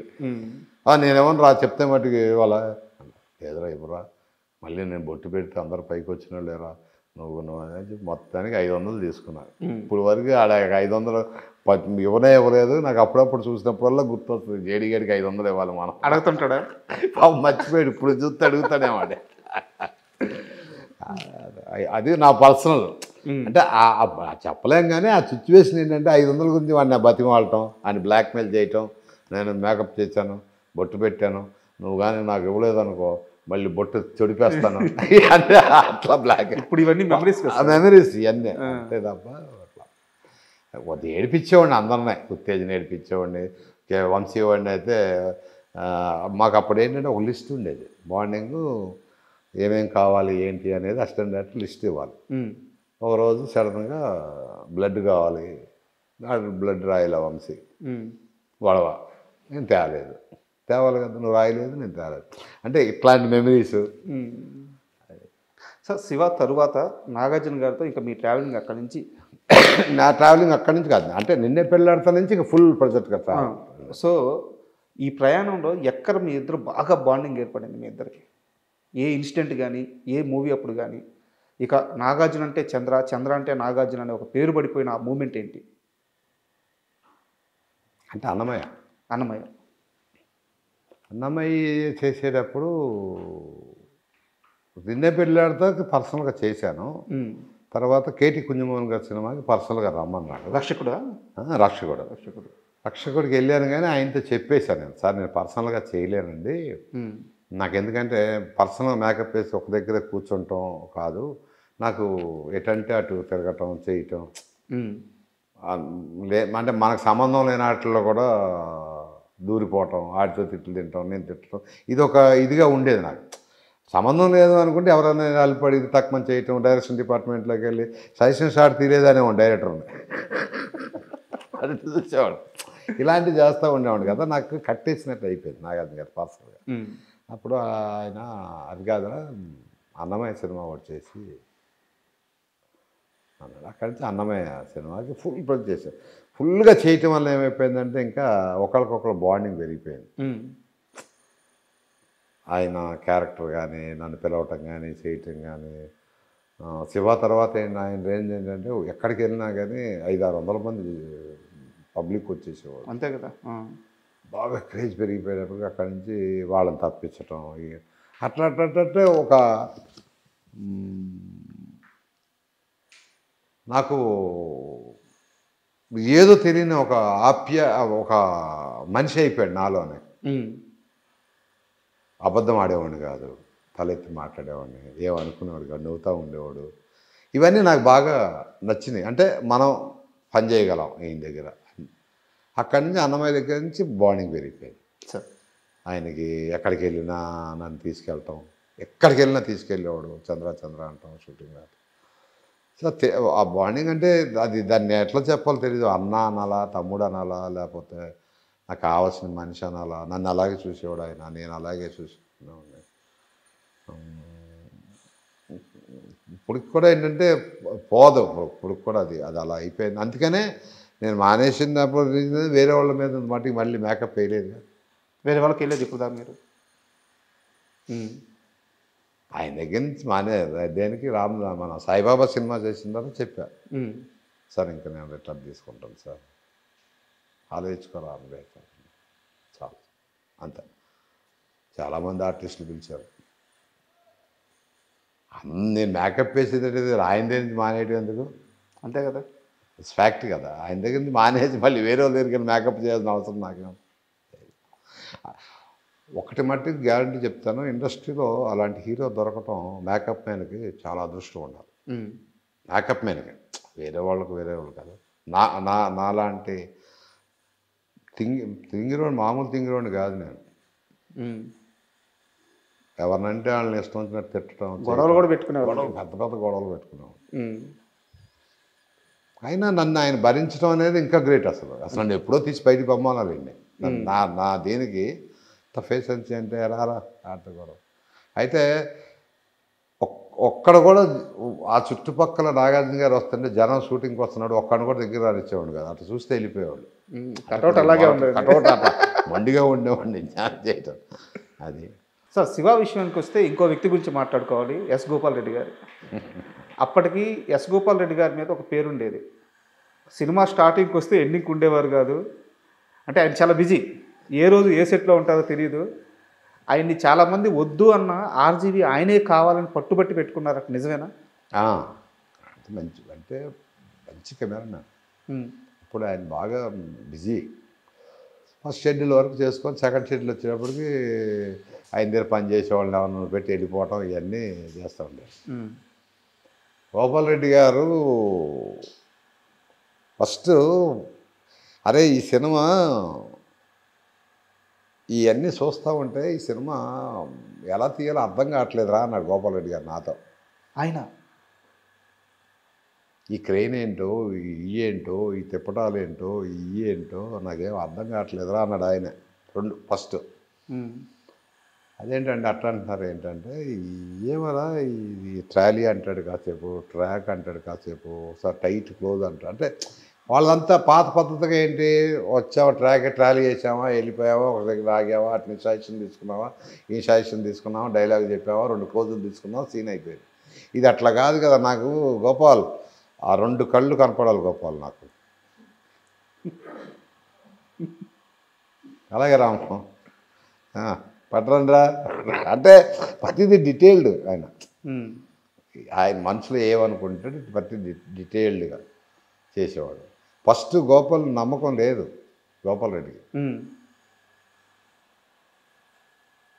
ఈ యాంగిల్స్ ఏంటి ఇది అంటాడు, కింద పడుకుంటాడు, చెరుకు రసం బండి దగ్గరికి వెళ్తాడు, చెరుకు రసం బండిలో నుంచి రమ్మంటాడు, కింద కాళ్ళు పరిగెత్తడం ఏంటి, బూట్లు ఏంటి. అప్పుడు చేయలేదు కదా నన్ను ఎవరో. అవును, గ్రౌండ్లో కెమెరా పెట్టుకుంటే వాళ్ళందరూ పాస్ అవ్వటం, టర్న్ చేస్తే షాడో అట్ట వెళ్తాం. ఇంట్రెస్టింగ్, ఎంత ఇంట్రెస్టింగ్ ఉంటుంది. కాళ్ళన్నీ డబ్బ వచ్చిన తర్వాత అట్లా చూస్తే ఒక గోడ మీద టప షాడోస్ పరిగెత్తాం. అవును, సిగరెట్ తాగుతుంటే ఆ పేక్కి క్లోజ్ అదే అట్లా. తర్వాత ఏం చేశాడంటే అట్లా ఆ సినిమా మొత్తం ఫుల్ సినిమా పనిచేశాడు ఆయన. తర్వాత ఆయనకే తెలియకోకుండా సినిమా అంతా అయిపోయినాక ఆయన ఫీలింగ్ ఏంటి సార్? ఫీలింగ్ ఏముంది అన్నాడు అంతేలా. అంటే ఎడిటింగ్ అయ్యేదాకా తెలియదు సినిమా. సినిమా అయిపోయిన తర్వాత మామూలుగా అయిపోయింది, వెళ్ళిపోతాం, అంత అయిపోయింది. ఎడిట్ చేసిన తర్వాత అసలు దాని వాల్యూ కథ. ఎడిట్ చేసిన తర్వాత కూడా కొంతమంది తెలిసిన వాళ్ళు మాతో అంటాం ఏంటంటే, అంతా ముక్కలుగా ఉందిరా బాబు అని. షార్ట్స్ ఎక్కువ ఉంటాయి. ముక్కలు అంటే సరే ఏం మొక్కలు. ఆ తర్వాత ఆర్ఆర్ పడింది. ఇళయరాజా గారు ఎప్పుడైతే ఆర్ఆర్ పడిందో కొద్ది ప్రాణం వచ్చింది. ఆ పరిగెత్తినప్పుడు షార్ట్స్ ప్రతిదానికి ఒక వాడి చేతిలో గన్ తీసుకుంటే గన్కు ఒక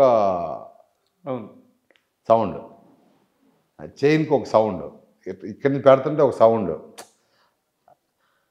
అలా టీ కప్పు తీసుకుంటే టీ కప్పు తీసేది ఒక సౌండ్. అంటే అప్పుడు ఫైట్ అంటే ఏముంది, ఒక సూట్ కేసు తీసుకొని కొట్టడమే కదా సౌండింగ్. అవును, అవన్నీ ఒరిజినల్గా ట్రాక్స్ అన్నీ మేము కొన్ని శివాకి రైల్వే ట్రాక్స్ ఉన్న సౌండ్ ఉంటే నాగరా పెట్టుకొని ఆ ట్రాక్ సౌండ్ తీసేవాళ్ళం. సినిమా మొత్తానికి ఆ సౌండింగ్స్ తీసుకున్నారంట ఆయన. సౌండింగ్ తీసుకునేవాళ్ళం. ఇళయరాజా గారి దగ్గరికి ట్రాక్ కోసం వెళ్ళేటప్పటికి ఈ సౌండ్స్ అన్ని రెడీగా ఉన్నాయంట. నేను ఉండేవాడిని ప్రతిదీ, హారన్ సౌండ్ కానీ, కార్ సౌండ్ కానీ, ఆ సౌండ్ తీయనేవాడు. రైల్వే ట్రాక్ సీన్ ఉంది కదా, సీన్ ఉన్నప్పుడు వెనక ట్రైన్ వచ్చేదానికి గేటు టైం పడుతుందని చెప్తే సైలెన్స్ రాని చేసి సైలెన్స్ పక్కన సౌండ్ తీసుకున్నాడు. అమలా గారి కిడ్నాప్ సీన్, ఆ సైలెన్స్లో నుంచి పొగ వస్తుంది సార్, దాన్ని కూడా రికార్డ్ చేసేవాళ్ళు. అయ్యా అంటే ఎక్కడ వాడతాడు ఏంటి అనే సంగతి కాదు, ఏదైనా సరే గేర్ వేసేది డీటెయిల్డ్గా ఉంటుంది సినిమా అంతా.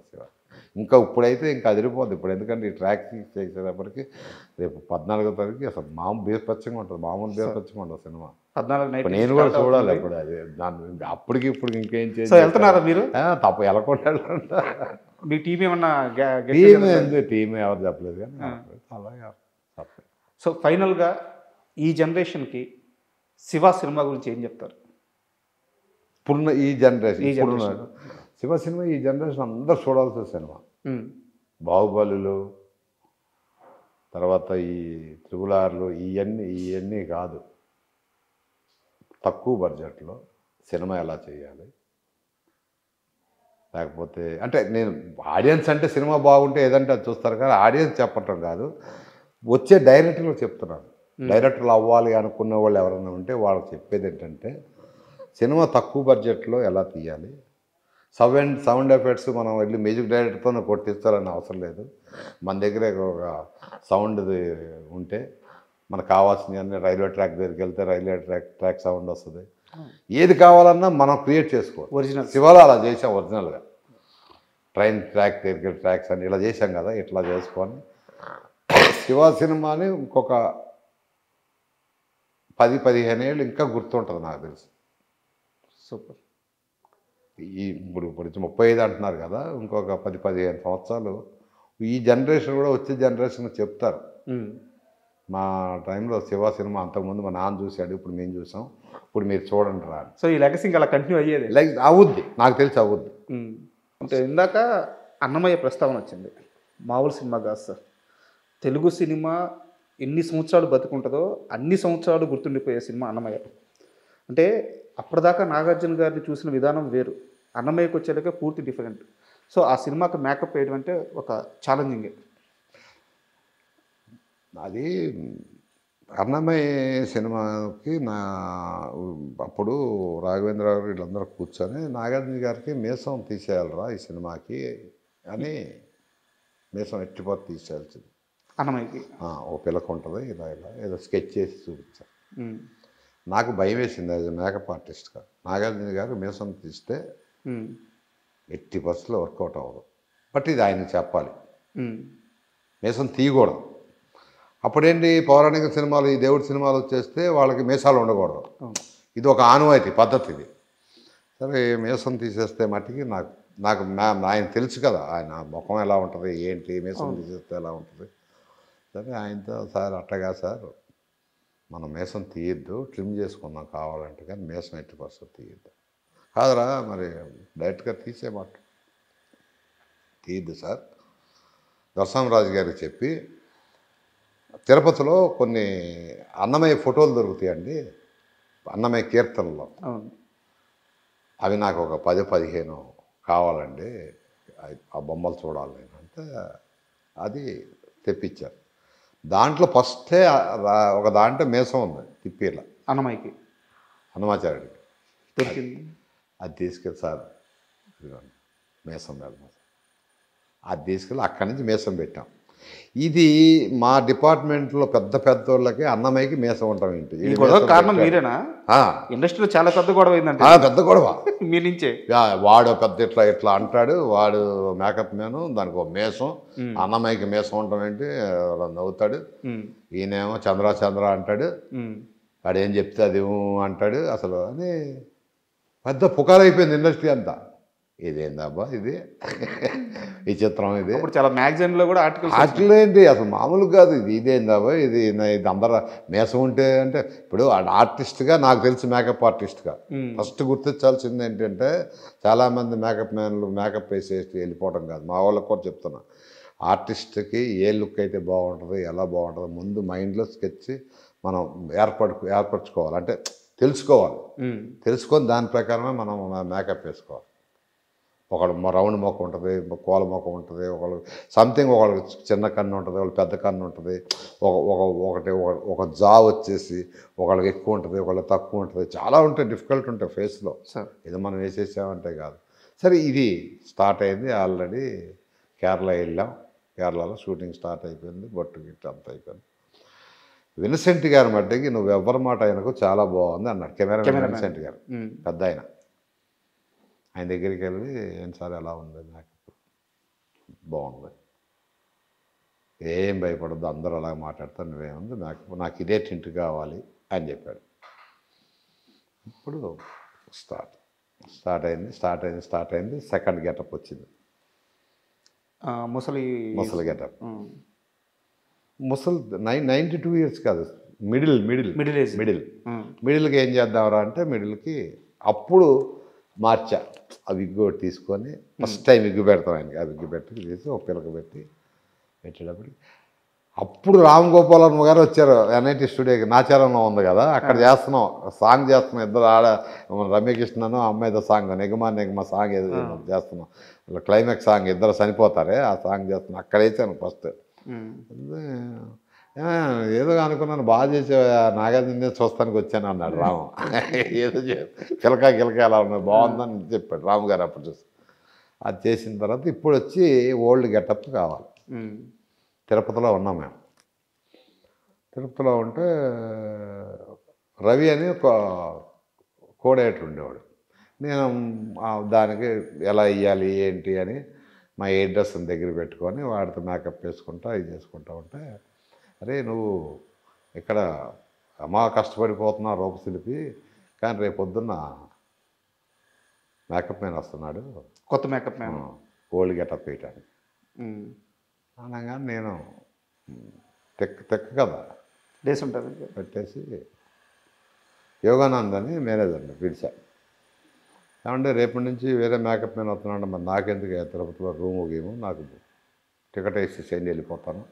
అదేంటి వెళ్ళిపోతానంటే ఏంటి, బాబుతో మాట్లాడేది ఏమీ లేదండి, ముందు మీరు టికెట్ వేయండి, లేదా నేను బస్సుకి వెళ్ళిపోతాను, రాత్రి బస్సు, తిరుపతి బస్సు ఎక్కి హైదరాబాద్ వచ్చేస్తాను. యోగానంద్ గారు అంటే దొరసామరాజుకి చాలా దగ్గర యోగానంద్ ఆయనతో డైరెక్ట్గా, ఆయన ఎగ్జిక్యూటివ్. కాదురా ఉండను, ఎవడో వస్తున్నాడు మేకప్ మీద, నాతో పని లేదు, వెళ్ళిపోతున్నాను. కోపం వచ్చేసింది, భయంకరమైన కోపం తెక్క. ఈయన వెళ్ళి బాబు గారితో చెప్పినట్టున్నాడు, అరే నా పండురా బాబు అని ఆయన ఆపేశారు మేకప్ మ్యాన్. తిరుపతి బయలుదేరిపోయాడు. సాయంత్రం రేపు పొద్దున ఎర్లీ మార్నింగ్ 6 గంటలకు 4 గంటలకు ఫ్లైట్ టికెట్ వేసి క్యాన్సిల్ చేశారు పాపం. నన్ను మేకప్ చేస్తానికి వెళ్ళినప్పుడు అడిగాడు, ఎందుకురా కోపం వచ్చి. సార్ ఒకటి, ఫస్ట్ గెటప్ వేసా, మిడిల్ వేసా, ఓల్డ్ గెటప్ నన్ను అడగాలి, నా వల్ల అవుద్దా రాదా, చేస్తావా లేదా.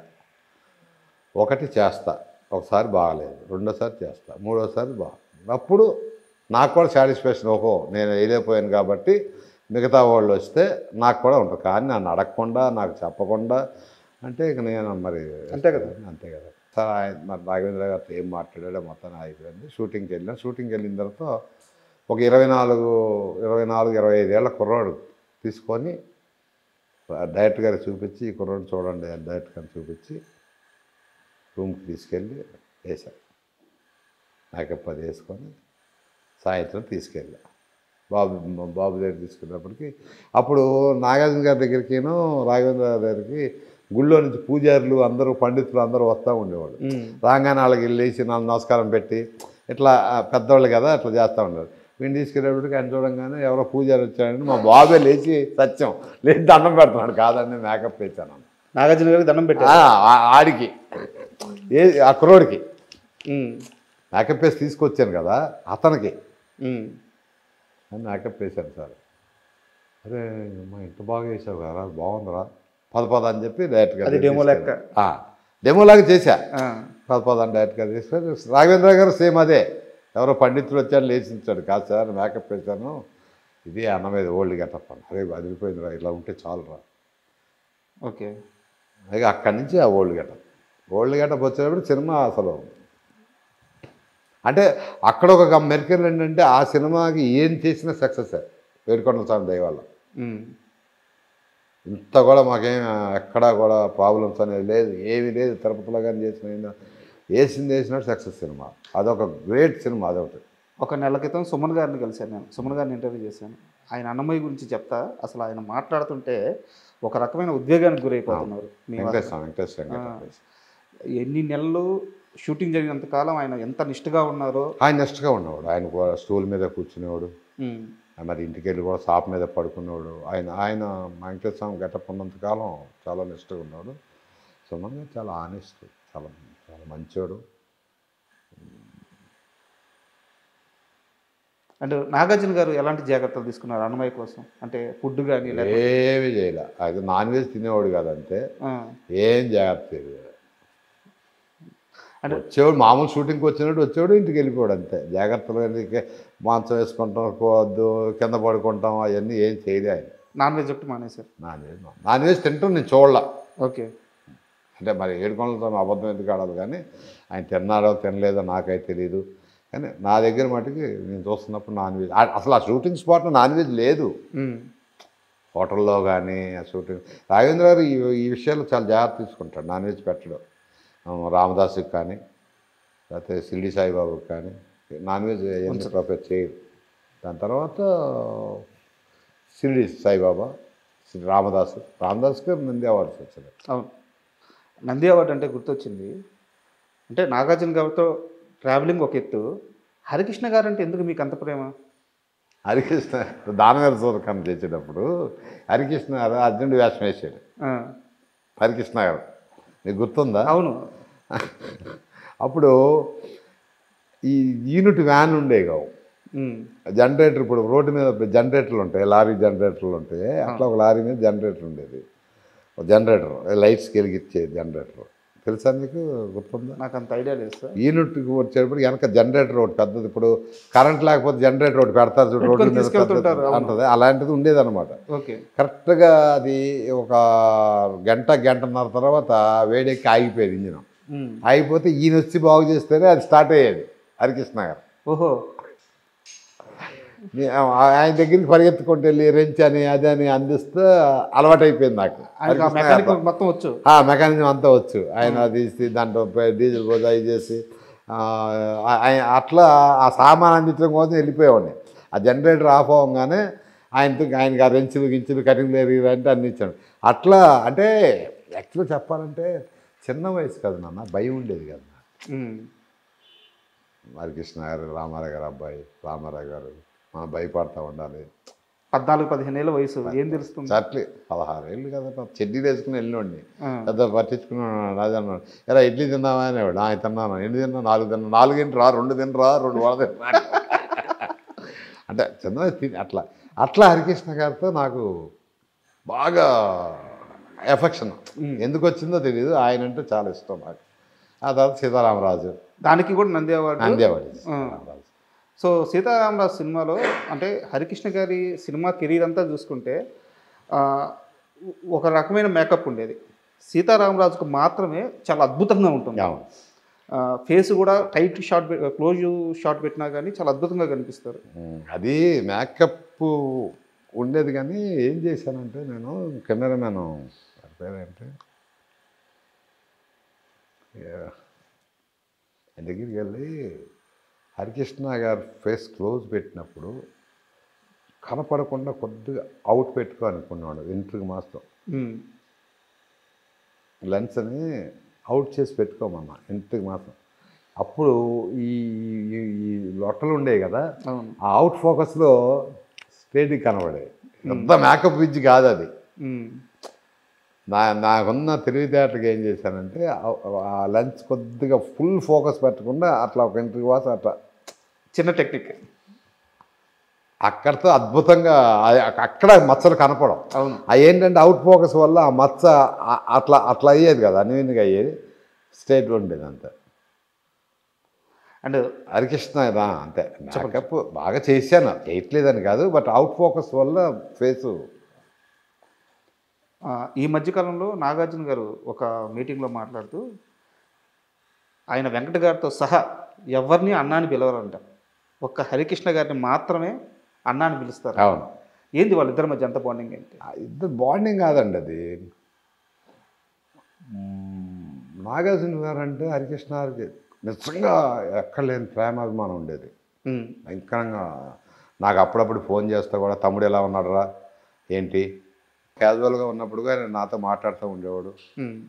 అన్నయ్య బాగుంటా, తమ్ముడు బాగున్నాడా, అయ్యింది అన్నాడు.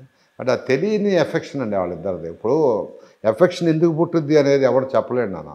ఫలానా చేస్తేనే ఎఫెక్షన్ ఉంటుంది, ఫలానా చేయకపోతే కోపం వస్తుంది అని చెప్పడానికి లేదు. ఎఫెక్షన్ అనేది ఎందుకు పుట్టుద్దో తెలియదు. నాకు అట్లాగే కదా, మరి చిన్నప్పటి నుంచి ఆయనతో తిరిగాను, ఆయన అంటే ఇష్టం. ఆ ఇష్టం ఎందుకు ఏర్పడుద్ది అంటే చెప్పలేం. అది మంచి మూమెంట్ ఏమైనా ఉందా వాళ్ళిద్దరి మధ్య?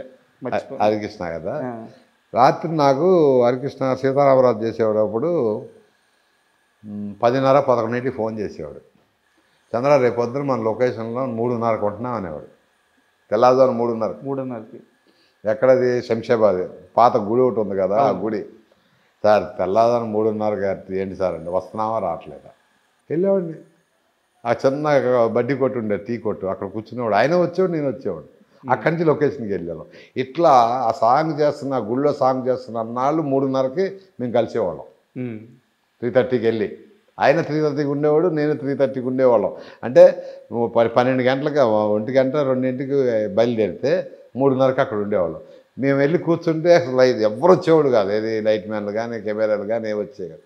అలా 3:30కల్లా పిలిచి మరి ఒక్కోసారి ఆయనకి ఇష్టమైతే నువ్వు 5ంటికల్లా హోటల్కి వచ్చేయలేనివాడు. ఆయన వారి హోటల్ ఉండేది కదా, రామకృష్ణ స్టూడియోలో హోటల్ ఉండేది కదా, వెళ్ళేవాడిని. కావాలని ఏడిపించేవాడు అనమాట అంతే. దాని తర్వాత హరికృష్ణ గారితో ఇంకేమైనా సినిమాలు చేశారు సార్ మీరు? చేయలేదు. అదొకటే రాష్ట్రం. కాకపోతే బాగా కలిసేవాడు. మా మదర్ పోయినప్పుడు కూడా ఇంటికి వచ్చారు ఆయన. ఓకే. ఎప్పుడు ఆయన గుర్తొచ్చినా కూడా ఫోన్ చేసేవాడు, రమ్మనేవాడు. ఆ ప్రేమతోనే జూనియర్ అంటే ఎక్కువ ఇష్టం నాకు. జూనియర్ అంటే ఎప్పుడన్నా కలిసారా? జూనియర్ బాగా కలుస్తాం. హరికృష్ణ గారి దగ్గరికి వెళ్ళేటప్పుడు ఆ చిన్నప్పుడు ఎప్పుడన్నా చూసారా?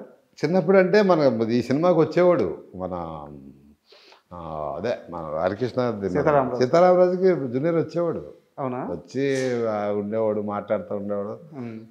అట్లా పరిచయం. మళ్ళీ వాడు ఎలా ఉండేది అల్లరి? ఇప్పుడు పెద్ద హీరో అంటే ఓకే కానీ అప్పుడు చేసేవాడు అన్నేవాడు. పోతుంటే వాడు ఏమనుకుంటాడో పాపం ఇప్పుడు చూస్తే కానీ అమ్మ వాళ్ళ ఫ్యాన్స్ అందరు కదా ప్రేమతోనే కదా మీరు? ప్రేమతో అన్నా. అంత చాలా చిన్న కుర్రాడు, అంతా 10-12 ఏళ్ళ కుర్రాడు అప్పుడు పెట్టేవాడు. తర్వాత అక్కడికి వెళ్ళేవాళ్ళం. నాని, ఇప్పుడు ఎమ్మెల్యే నాని ఉన్నాడు కదా, నాని బాగా హరికృష్ణారామట ఉండేవాడు. జూనియర్ ఎన్టీఆర్ వీళ్ళంతా వచ్చి బ్యాచ్ అనమాట. నాని ఏడిపించటం. నాని కూడా 12 ఏళ్ళ నుంచి తెలుసు, చిన్నపిల్లడు జూనియర్ ఎన్టీఆర్ మా కళ్ళ. కాకపోతే ఒక చెయ్యి కాలు సరిగ్గా ఉండేది కాదు, ఒక దగ్గర ఉండేది కాదు. హోటల్ రూమ్లో పైన దూకటం చేయటం. అప్పుడే నన్ను పెట్టి సినిమా తీయన్నా మావా అనేవాడు. నాని చేస్తానే అనేవాడిని. ఆ చూస్తే పొట్టికి ఎంత ఉండేవాడు. ఏం సినిమా ఇంక పెరగాలి, చాలా టైం ఉందని అనుకునేవాడిని నేను. ఏదైనా మంచి మనుషులు అండి,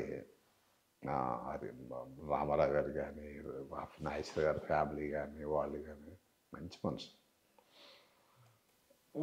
మీకు నాగార్జున గారితో పాటు కాకుండా అంతకంటే ముందే మీరు నాగేశ్వరరావు గారితో కూడా చాలా సంవత్సరాలు ట్రావెల్ అయ్యారు. సో ఆయన మైండ్ సెట్ ఎలా ఉండేది? తన దగ్గర పనిచేసే వారిని ట్రీట్ చేయడం కానీ, లేకుంటే ఒక మనుషుల్ని గౌరవించడం కానీ, అక్కినేని గారి తీరు ఎలా ఉండేది? అంటే నాగేశ్వరరావు గారు నాకు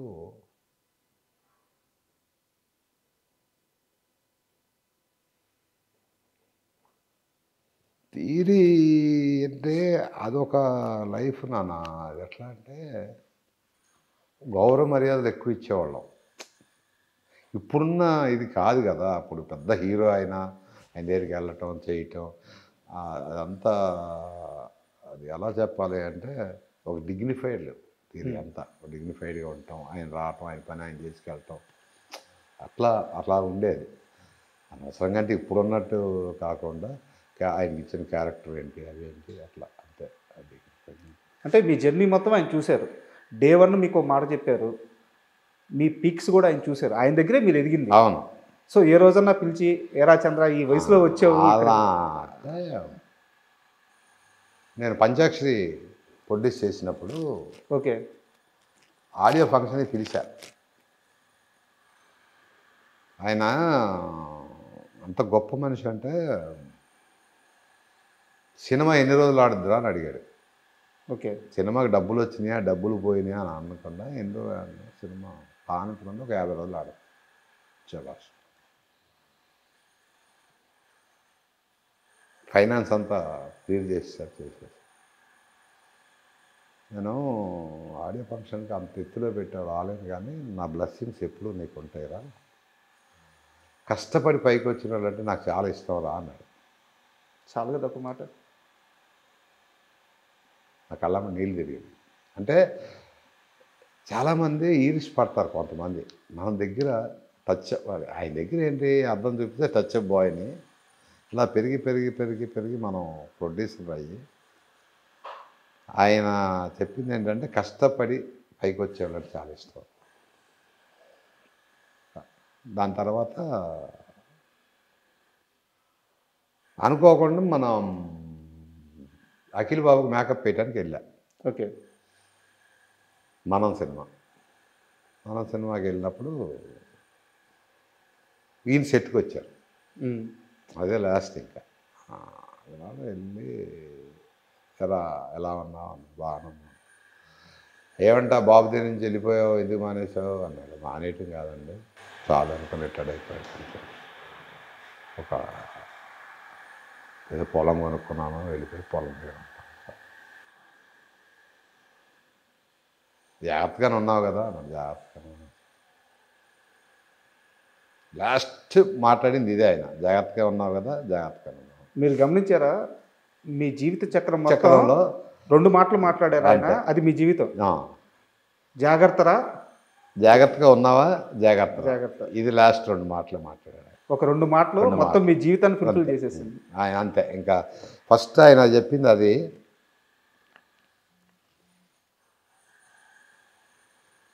ఉన్నట్లా అవుతాయి. అది మాకు తీరం లోటు. అది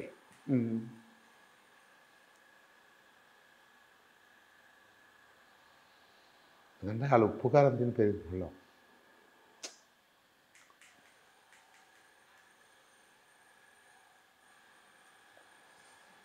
సరే సార్, మిమ్మల్ని బాగా ఎమోషన్ కాదు, ఆయన కొట్టేవాళ్ళు కాదు, తిట్టేవాళ్ళు కాదు. ఎన్ని పనులు మోటార్ సైకిల్ వేసుకొని స్టూడియో అంతా తిరుగుతూ ఉండేవాడు, చొక్కా ఓడదీసుకొని. ఒకసారి పిలిచేవాడు, ఎరా స్టూడియో నీ అమ్మ మొగుడుదా అనేవాడు. నవ్వుకుంటూ వెళ్ళిపోయాడు. అంటే చనువు అట్లా.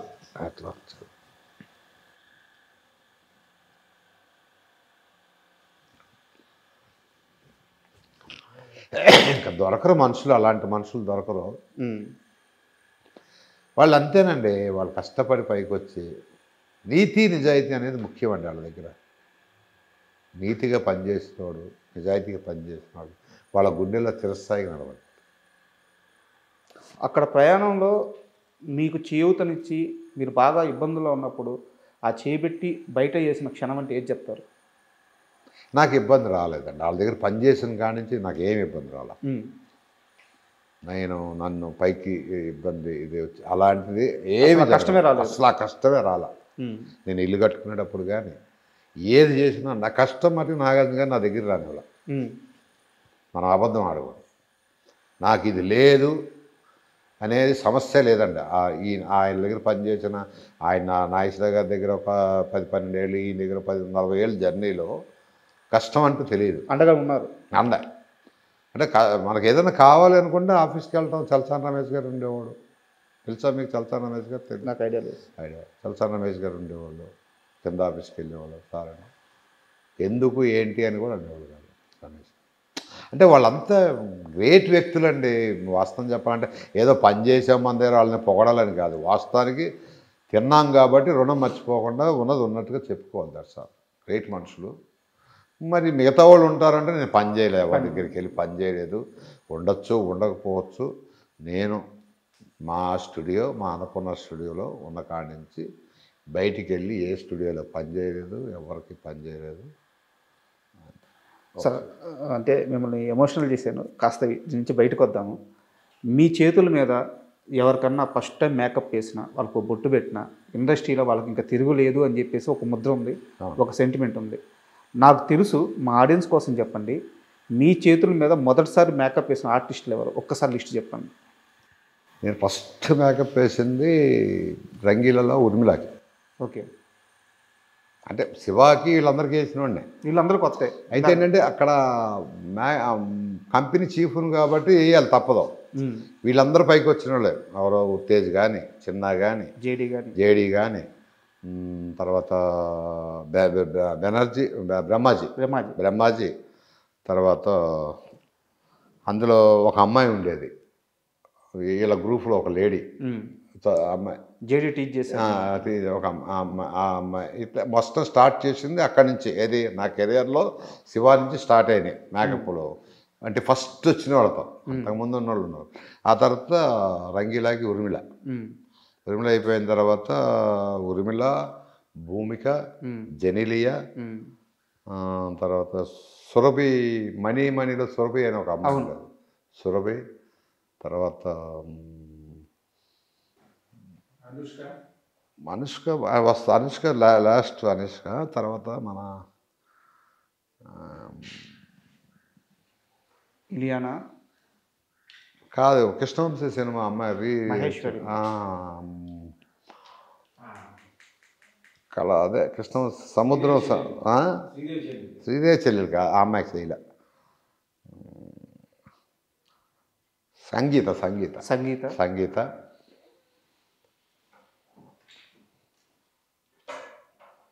భూమికే చెప్పాను కదా, భూమిక, జెనిలియా. తర్వాత స్వీటీ, అనుష్క గారు, హరికృష్ణ గారు అబ్బాయి కళ్యాణ్ రామ్. కళ్యాణ్ రామ్ కళ్యాణ్ అబ్బాయికి కూడా వేసాం మళ్ళీ. ఓకే. చైతన్య బాబు మా వాళ్ళు అంటే సరే సరే అనుకో, మా వాళ్ళు అఖిల్ బాబు కానీ చైతన్య కానీ. ఏదో పిలుస్తారంట వాళ్ళు, మీరు ఏమని పిలుస్తారు? చైతన్య గారిని బడా మాలిక్, చోటా మాలిక్ అంట. ఇద్దరు చైతన్య బడా మాలిక్ అని పిలుస్తా, అఖిల్ చోటా మాలిక్ అని పిలుస్తా. సో ఇంతమంది ఆర్టిస్టులకి మీరు మొదటిసారి మేకప్ వేశారు, అదొక సెంటిమెంట్గా పంచిపోయింది. అయితే వీళ్ళల్లో మీ ప్రస్తావన వస్తే ముందుగా గుర్తొచ్చేది అనుష్క గారు. అవును. ఆమెకి మేకప్ అంటే నాకు ఒక అలవాటు ఉండేది, నాన్న మధ్యలో వచ్చాను అనుకోవద్దు. నేను బొట్టు పెట్టినప్పుడు ఒక పదం వాడేవాడు, నువ్వు పెద్ద హీరోయిన్ అవుతావు, నాకు డేట్లు ఇస్తావా అని అని అడగటం నేను అలవాటు. అందరూ భలేవాడండి ఎందుకేమో ఈ రకంగా చెప్పుకొచ్చేవాళ్ళే, ఇంక్లూడింగ్ రవితేజతో సహా. రవితేజ కూడా మీరే ఫస్ట్ అంటే అంతకుముందు చేశాడు, కానీ హీరోగా వచ్చినప్పుడు కృష్ణవంశీ చేసింది మన సింధూరం సినిమా. వీళ్ళందరూ అసలు మామూలుగా ఉండదు ఎవరు, కానీ ఇచ్చిన మాట గుర్తుపెట్టుకొని నాకు డేట్లు ఇచ్చింది అనుష్క. సార్ అసలు ఫస్ట్ ఎలా వచ్చారు అనుష్క గారు మీ మేకప్ రూమ్కి? ఎలా వచ్చారు, ఎవరు తీసుకొచ్చారు, ఆ జర్నీ ఎలా స్టార్ట్ అయింది? అది ఫస్ట్ వచ్చేసి జగన్ గారు, అట్లాగా శివాకి ఒక అసిస్టెంట్ డైరెక్టర్ ఉండేవాడు, వాసు అని, నివాస్, మీకు తెలియదు, నివాస్ బాంబేలో డైరెక్టర్ వాడి ఫ్రెండ్ ఈ అమ్మాయి. అక్కడి నుంచి ఈ ఫోటోలు కావాలి అనుకుంటే ఈ ఫోటోలు పంపించడం ఇవన్నీ చూసుకుంటాం, తీసుకొచ్చి క్యారెక్టర్ ఉందంటే జగన్ గారు తీసుకొచ్చి చేయటం, అయ్యే ఫోటోషూట్లు చేయటం అంతా అయిపోయిన తర్వాత ఇప్పుడు ఈ అమ్మాయిని పెట్టుకుందామా వద్దా. అక్కడ 7 ఏకర్స్లో కింద షూటింగ్ జరుగుతుంది. అక్కడికి వచ్చిన తర్వాత బాబు ఫోటో బాగానే ఉందండి, పెట్టుకోవచ్చు. తర్వాత ఎందుకు అమ్మాయి నా దగ్గర అయిందంటే డ్యాన్స్ వచ్చేది కాదు, కొత్త నలుగురు అమ్మాయికి ఎక్కడి నుంచి తెచ్చారు డ్యాన్స్ మాస్టర్లు, అమ్మాయి డ్యాన్స్ చేయరు, ఈ రకంగా అంటూ ఉంటే పాపం ఆ బాధపడుతూ ఉండేది. నేను మట్టుకు దగ్గరికి వెళ్ళి ఇవన్నీ అట్టాగే అంటారు, భయపడబాక బాధపడబాక. అమ్మాయికి అప్పుడు బాగా సెన్సిటివ్, కళ్ళమండీలు వచ్చేసి వాళ్ళు ఎట్లా అనుకుంటున్నారు, బొమ్మి అంటారు, బొమ్మి ఎట్లా అంటున్నారు, బొమ్మి అట్లా అంటున్నారు, బొమ్మి బాధపడక ఇవన్నీ మామూలుగా అంటూ ఉంటాం. ఏడ్చేది పాపం నా దగ్గర, ఏడ్చేది.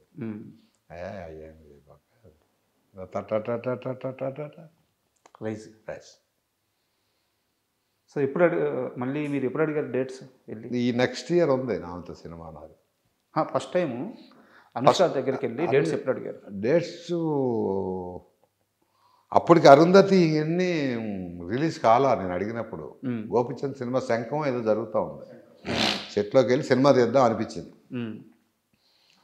అంటే ఒక సి కళ్యాణ్ గారు ఉన్నారు కదా, సి కళ్యాణ్ గారు నాతో ఏం చెప్పండి, అరే సినిమా చంద్ర నువ్వు సినిమా చేసుకో, నీకు నేను ఫైనాన్స్ హెల్ప్ చేస్తాను అన్నాడు ఆయన. అంటే సినిమా తీసే కెపాసిటీ మన దగ్గర లేదు కదా. నిజంగా చెప్పండి కళ్యాణ్ గారు, మీరు మళ్ళీ మాట పోకూడదు, మీరు ఫైనాన్స్ చేస్తానంటే నేను డేట్లు తెచ్చుకుంటాను, లేదరా చేస్తాను తెచ్చు. సరే అని నేను అనుష్క గారి దగ్గరికి వెళ్ళి ఎట్లా ఉంది, ఇలా ఉంది, ఇస్తావా అంటే ఇస్తాను అన్నప్పుడు అడగంగానే కథ ఇంకేం వినలా, డేట్లు అడిగాను అంతే. అసలు నేను సినిమా చేస్తున్నాను ఇస్తావా, కథ ఏంటి ఏం అడగల. తర్వాత నేను ఇంత అమౌంటే ఇస్తా, అంతకంటే ఎక్కువ ఇవ్వలేను, అమౌంట్ వద్దు అది ఇది కాదు, అమౌంట్ ఇస్తాం. ఒక అమౌంట్ ఫిక్స్ చేశాను అమ్మాయికి, అమౌంట్ కూడా ఫిక్స్ చేశాను. ఓకే. చేసిన తర్వాత నా ఫ్రెండ్ శ్రీనివాస్ అని అతను ఉంటే ఆయన దగ్గరికి వెళ్ళి ఒక 5 lakhs తీసుకొని అవి తీసుకెళ్ళి అనుష్క ముందు ఇచ్చా రామనాయుడు స్టూడియోలో. అక్కడి నుంచి కథ ఆఫీస్ తీస్తాం, కథ అది ఇదని కథ చెప్పించి తర్వాత సముద్రాన్ని తీసుకొచ్చి పట్టాలు ఎక్కింది. అది ఎంత సంపాదించుకున్నారు అనుష్క గారి డేట్స్ వల్ల? ఒక 2.5 కోట్లు సంపాదించాం ఆ రోజుల్లో, అంటే 2009. అయితే డేట్లు ఇచ్చి కథ అంతా అయ్యేటప్పటికి ఏమైపోయింది, అరుంధతి పీక్ లెవెల్ హిట్. మన సినిమా ఇంకా సెట్స్ మీద ఉంది, సెట్ మీద కూడా లేదు, ఇంకా లేదు, ఇంకా కథలో అది అని ఇదని అంటాం. అది అందరు కలిసి లక్కీ ఫీలర్ నువ్వు సినిమా ఫీల్డ్ తెలుసు కదా, మామూలే కదా, నువ్వు అదృష్టవంతుడు అది ఇది అది. నాకు లోపల భయం, ఇంత పెద్ద సినిమా హిట్ అయింది, ఈ అమ్మాయి మనకు డేట్లు ఇస్తుందా ఇవ్వదా. 2 ఉంటాయి సినిమా ఫీల్డ్లో, ఒకటి ముందు ఒకలాగా ఉండే వెనక ఒకలాగా ఉండేవాళ్ళు చాలామందిని చూశాను నేను. సరే ఒకరోజు వెళ్ళి ఏంటి నువ్వు అదే మాట మీద ఉన్నావా అంటే, లేదు భూమి అదే మాట మీద. గ్రేట్.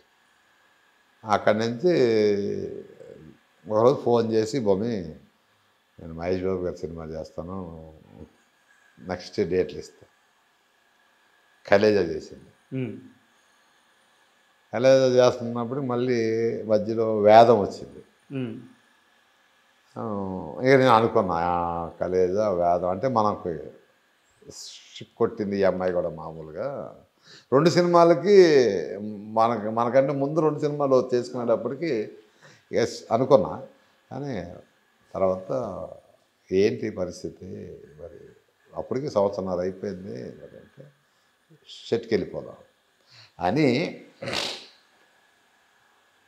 నా దగ్గర ఒక 2.5 లక్షలు అంతా ఉంటే తీసుకొని బ్యాంకాక్ వెళ్ళి కాస్ట్యూమ్స్ అన్నీ తెచ్చుకున్నాను.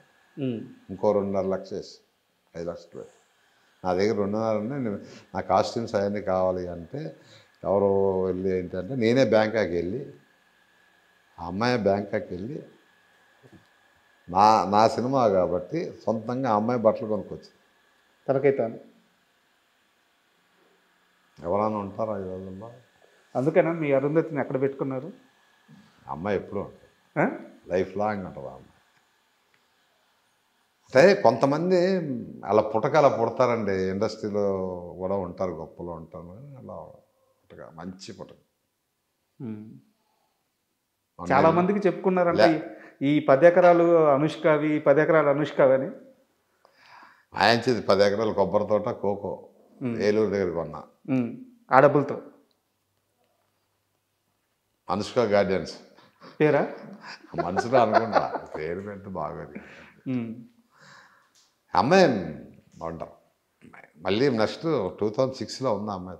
26లో లేదు, మొన్న లాస్ట్ ఇయర్ బర్త్డేకి ఘాటి సినిమా చేస్తున్నాడు, ఫిలిం సిటీలోకి వెళ్ళి మామూలు క్యాజువల్గా అడిగా, చేసుకోమ్మా. మళ్ళీ అదే మాట, ఏం మార్పు లేదు. కాకపోతే లేట్ అవుద్ది, పెద్ద సినిమా కొడదాం ఈసారి, తొందరపడద్దాం. ఇప్పుడు 1 సంవత్సరం అయింది, నెక్స్ట్ ఇయర్ ప్లాన్లో ఉన్నా. నెక్స్ట్ ఇయర్ ఈసారి పెద్దగానే ప్లాన్ చేసి చేస్తాను సార్. బాగా ఫస్ట్ మాకే చెప్తున్నట్టున్నారు. ఫస్ట్ మీకే చెప్పండి.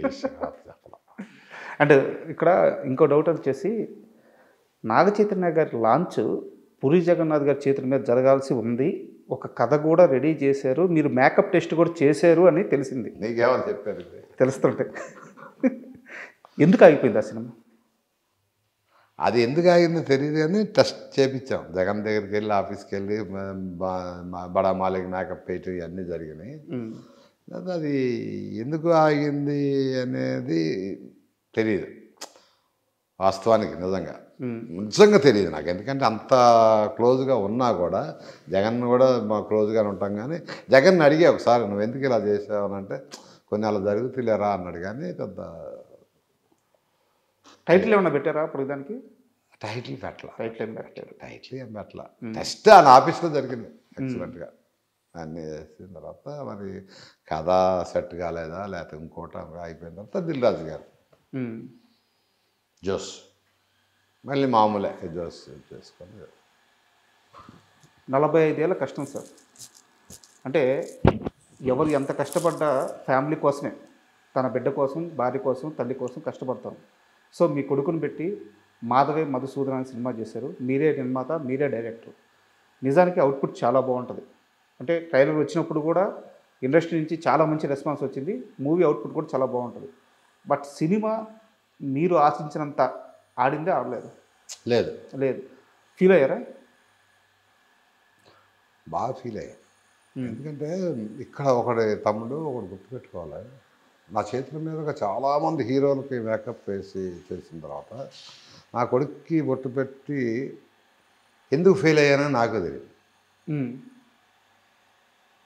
ఇది వాస్తవం. ఇది అదే వస్తున్న సాంగ్స్ బ్రహ్మాండంగా ఉంటాయి, అన్నీ బాగుంటాయి. కనీసం ఆ సినిమాని చెప్తే పేర్లు చెప్పకూడదు కానీ ఛాన్స్ వాళ్ళు 5 లక్షలు ఇస్తావా, 10 లక్షలు ఇస్తావా అని అడిగారు నన్ను. ఇండస్ట్రీ 40 ఏళ్ళు ఉండి కొన్ని ఛానల్స్లో తీసుకోమంటే ఓటీటీ కింద శాటిలైట్ 10కి ఇస్తావా 5కి ఇస్తావా అని కూడా అడిగారు. బాధేసిందా? అంటే 40 ఏళ్ళ ఇండస్ట్రీలో ఉన్న నన్నే 5కి 10కి ఇండస్ట్రీ ఎంత తెచ్చిన అడుగుతూ ఉంటే కొత్తగా వచ్చిన పరిస్థితి ఏంటి అసలు? బాధ అనిపిస్తుందా? అందుకని ఏం చేస్తానంటే సినిమా కిల్ అయిపోయినా పర్లేదు కానీ నా దగ్గర ఎట్టు పెట్టుకుని ఎవరికి ఇవ్వాల శాటిలైట్ ఒకటి. ఇప్పుడు డిజిటల్ రైట్స్ కానీ శాటిలైట్ రైట్స్ కానీ ఎవరికి ఇవ్వలేదు. అండ్ బాబు ఏం చేస్తున్నారు ఇప్పుడు? బాబు ఇప్పుడు ఎంబీఏ చేసి ఫినిష్ చేశాడు. ఏదన్నా బిజినెస్ ట్రై చేస్తున్నా, బిజినెస్లో పెడదాము. అంటే ఎంత లేదన్నా చాలామంది సెలబ్రిటీలతో కలిసి తిరిగిన మీరు, బాబుది కూడా అదే స్థాయి అయి ఉంటుంది. హీరోగా చేశారు, చిన్నప్పటి నుంచి ఒక మంచి లైఫ్ చూస్తుంటారు. మామూలుగా పర్సనల్గా చూసిన ఇంటర్వ్యూలో అడగకూడదు, బట్ నేను అడుగుతున్నాను. మేము వచ్చాము, పైకి వచ్చాము, ఆయన హీరోగా చేశాడు, ఒక మంచి వెల్ సెటిల్డ్ ఫ్యామిలీ, మాకు ఆయన టీ తీసుకొచ్చారండి. అంటే తప్పే ఉంది దాంట్లో, టీ తీసుకురావడానికి తప్పుంది. అట్లా అట్లా మన మనుషులు, మనది, మన పద్ధతి, మనం ఎక్కడి నుంచి వచ్చామో గుర్తుపెట్టుకోవాలి. నువ్వు హీరో అయిపోయినంత కారణం టీ ఇవ్వకూడదని రూల్ ఏం లేదు. మన ఇంట్లో పెద్ద పని మనుషులు లేరు. వాడే నాకు పని మనిషి, వాడే కొడుకు, అన్నీ వాడే. అలా పెంచారు అంతే. హీరోగా పెంచలేదు. అది చెప్పే సినిమా తీసేటప్పుడు సినిమా ప్రపంచం చాలా గమ్మత్తుగా ఉంటుందిరా. హిట్ కొడితే ఒక రేంజ్లోకి వెళ్తాం, హిట్ లేకపోతే జీరోలోకి వెళ్తాం. బట్ ఈ సినిమా తర్వాత ఇంకో సినిమా చేయమని అడిగితే నా పొజిషన్ ఎట్లా ఉంటుందో చెప్పలేదు. నాకు ఉన్నది నువ్వు ఒక్కడవే, సో నిన్ను చూసుకోవాలి. ఇంకో సినిమా తీయలేను. ఈ ఒక సినిమా ఇది అయిపోయిన తర్వాత నువ్వు వెళ్ళిపోయి, మా అన్నయ్య వాళ్ళ పిల్లలంతా స్టేట్స్లో ఉన్నారు, నువ్వు వెళ్ళిపోయి హ్యాపీగా స్టేట్స్లో చదువుకొని ఎంఎస్ తీసుకొని జాబ్ చేసుకోవాలి. ఇంకో సినిమా తీయమని అడగొద్దున్నాను, అడగల ఇప్పుడు ఇంకో సినిమా. అండ్ ఇలియానా మీరు ఫస్ట్ టైం హీరోయిన్గా అమ్మాయి రామ్ కూడా. సో వారిద్దరూ ఆ సినిమాకి వచ్చినప్పుడు మీరు ఎక్స్పెక్ట్ చేశారా వీళ్ళిద్దరు ఇంత స్థాయికి వెళ్తారు? ఇలియానా గురించి కాదు కానీ రామ్ గురించి అనుకున్నాను నేను. ఎవరి పిల్లోడు ఏంటి తెలీదు అప్పటికి. ఇదంతా వీడు చెప్పడం, మా చౌదరి వైవిఎస్ చౌదరి చెప్పడం పలానా అబ్బాయి పలానా వీళ్ళని చెప్పుకోకుండా ముందు వాడికి ఒక సెంటిమెంట్. ఆడి సినిమాలన్నిటికీ నాతోనే మేకప్ వేయించుకుంటాడు కొత్త ఆర్టిస్టులు అందరికీ. అరే ఎలా ఉన్నాడు అంటే అమ్మాయి పిల్ల ఎట్లా పొట్టిగా ఉండేవాడు. కథకు బాగానే సెట్ అవుతాడు. అప్పుడు అంటే దేవదాస్ కథ, కథకు సెట్ అవుతాడు, బాగానే ఉంటుంది. పొరికి కుర్రోడ్లాగా బాగానే ఉంటాడు. తర్వాత ఇలియానా అన్నాను. ఈ కుర్రోడికి ఇలియానాకి చాలా వ్యత్యాసం కనపడుతుంది. అమ్మ చాలా హైట్గా ఉంది, కుర్రోడు ఇలా ఉన్నాడు. లేదు బాబాయ్ బాగుంటుంది. ఇలియానాకి నేను మార్కులు వేయలే. అంటే వీళ్ళిద్దరు కాంబినేషన్ బట్టి అదే. రామ్ హీరోగా ఓకే, అంటే చౌదరి అంతా కథ చెప్తాం, ఆఫీస్లో కూర్చోబెట్టి కథ ఇది బాబాయ్ ఇది ఇది అన్నీ చెప్తాడు పాపం. కథ అంతా కథకి యాప్ట్ ఎవరు రామ్. ఇలియాని అంటే ఇక ఆడి ఉద్దేశం ఏంటంటే అమెరికాలో ఉన్న అమ్మాయి ఇక్కడ రావటం చేయటం, అతని పాయింట్ ఆఫ్ వ్యూలో ఆ అమ్మాయి కరెక్ట్ అనిపించాడు. అదే. కానీ ఇక పైకి వస్తారు అనుకుంటే ఇక ఆటోమేటిక్గా చౌదరి చేతిలో పడితే ఎవడన్నా పైకి వస్తాడు. అంతేనా? చౌదరి చేతిలో కృష్ణవంశీ చేతిలో పడితే ఎంతటోడైనా కానీ ఆర్టిస్ట్గా మిగులుతాడు. నా అనుభవంతో చెప్తున్నాను నేను. రాసి రంపాన పెడతాడు, వచ్చేదాకా బిరగదీస్తాడు. హీరోయిన్ కానీ డైలాగ్ కానీ ఇది కానీ వీళ్ళిద్దరూ పెద్ద మాస్టర్స్ అన్నమాట పైకి తీసుకోవడం. అంటే ఆర్టిస్ట్ తయారు చేయటం అర్థమైంది. కొత్తని తీసుకొచ్చైనా సరే ఇప్పుడు నాగేశ్వర గారితో చేసాం మేము సినిమా. దాంట్లో వెంకట్ వాళ్ళంతా కొత్త వాళ్ళే. అండ్ నాగార్జున గారి దగ్గర మీరు వర్క్ ఆపేసి బయటకు వచ్చిన విధానం గురించి ఇప్పటికే చాలాసార్లు చెప్పారు. అందుకని నేను ఇందాక నుంచి అడగలేదు, బట్ అడగలేకుండా ఉండలేకపోతున్నాను. మీ ఎగ్జిట్ నిజంగా సాఫ్ట్గా జరిగిందా? 100% సాఫ్ట్గా. అంటే సాఫ్ట్గా జరిగిందంటే ఇక్కడ ఒకటి చిన్న అంట నాకు సాఫ్ట్గా అనుకుంటే సాఫ్ట్గానే వచ్చేసాను. కానీ ఒక చిన్న ప్రాబ్లం జరిగింది అన్న ఇక్కడ. అంతకుముందే ఆయనతో చెప్పిన మాట వాస్తవం. ఇది నాకు ఒక 55 ఏళ్ళు వచ్చేటప్పటికల్లా నేను రిటైర్డ్ అవుతాను అని చెప్పడం వాస్తవం. ఆ ప్రాసెస్ జరుగుతూ ఉంది. జరుగుతూ ఉన్నప్పుడు మేము రగడ సినిమాకి బాదామి వెళ్ళాం. బాదామి వెళ్ళి బాదామిలో షూటింగ్ జరుగుతూ ఉన్నప్పుడు ఇంకా నైట్ టైము కొద్దిగా మామూలుగా డ్రింక్ చేయటం వాళ్ళు మామూలే కదా. డ్రింక్ చేస్తున్నప్పుడు మా మదరుకి ఒక డిసీజ్, ఆమెకి 96 ఇయర్స్. ఆవిడ ఏజ్ అయిపోయినప్పటికీ ఆవిడకి బ్రెయిన్ సరిగ్గా పనిచేసేది కాదు. అంటే చిన్నప్పుడు మాటలు మాట్లాడటం, చిన్నప్పుడు చేయటం, ఇంట్లోంచి బయటికి వెళ్ళిపోవటం, లేదా తలుపు తీయమంటాం, మా నాన్న పిలుస్తున్నాడు అంటాం, ఇట్లా ఒక టార్చర్ ఉండేది నాకు ఇంట్లో. ఏజ్ అయిపోయింది బాగా టార్చర్ ఉండేది. ఇది బాబుగారికి కూడా తెలుసు. అంటే అక్కడ ఒక చిన్న ఇదంతా ఇది జరుగుతూ ఉన్న ప్రాసెస్లో అక్కడ ఒక వ్యక్తికి నాకు గొడవ వచ్చింది. ఇది దాచిపెట్టారు. వ్యక్తికి నాకు గొడవ వచ్చినప్పటికీ వాడికి నాకు గొడవ అయినప్పుడు ఈ ఫోన్ వచ్చింది నాకు. ఇక్కడ అమ్మ గోల చేస్తుంది, మా మిస్సెస్. ఆ గొడవ ప్లస్ ఈ ఫోన్కి ఏం చేశారంటే అర్ధరాత్రి ఇక్కడ 11:30 కారు వేసుకొని బాదామి నుంచి హైదరాబాద్ వచ్చేసాం. ఇది ఇంట్లో నాగార్జున గారు చెప్పకుండా. ఆయన చెప్పాలి వెళ్తున్నానని చెప్పాలి. ఇంకొక 2 రోజులు అయితే షూటింగ్ లేదు, రేపు ఇంకో 2 రోజులు అయితే అయిపోద్ది. కానీ ఈ తిమ్మిరి మీద ఉంటాం ప్లస్ మా అమ్మ గొడవ సర్లే అని వచ్చే. సరే, నేను అంటే నాకు తెలుసుకున్నాను కాబట్టి అడుగుతున్నాను. నాగార్జున గారికి కోపం ఎక్కడొచ్చిందంటే తెల్లారు లేచిన తర్వాత మీరు ఆ రోజు రాత్రి అతన్ని కొట్టారట. ఎవరిని? ఆ అబ్బాయిని కొట్టారట, గొడవ పడిన అబ్బాయి. అది చెప్తా అట్లా చెప్తాం. కొట్టాము కొట్టకుండా కొట్టాము డైరెక్ట్గా ఇంటర్వ్యూలో అవడం చెప్తాడా? ఆయన చాలాసేపు చంద్ర అనవసరంగా ఒంటి మీద చెయ్యి వేయడు, అవును చంద్ర మీ సైడ్ స్టాండ్ తీసుకొని చాలాసేపు నిలబడ్డాడంట. తీరా మీరు అక్కడ లేరు అని తెలిసిన తరువాత చాలా బాధపడ్డారట. అవును, నిజమేనది? అది నిజమే. ఫోన్ చేశారు నాకు, లేనని తెలిసిందా ఫోన్ చేశారు నాకు. నేను అప్పటికి హైదరాబాద్ వచ్చేసాను. 6:37 ఎక్కడన్నారా అని హైదరాబాద్ వచ్చేసాను.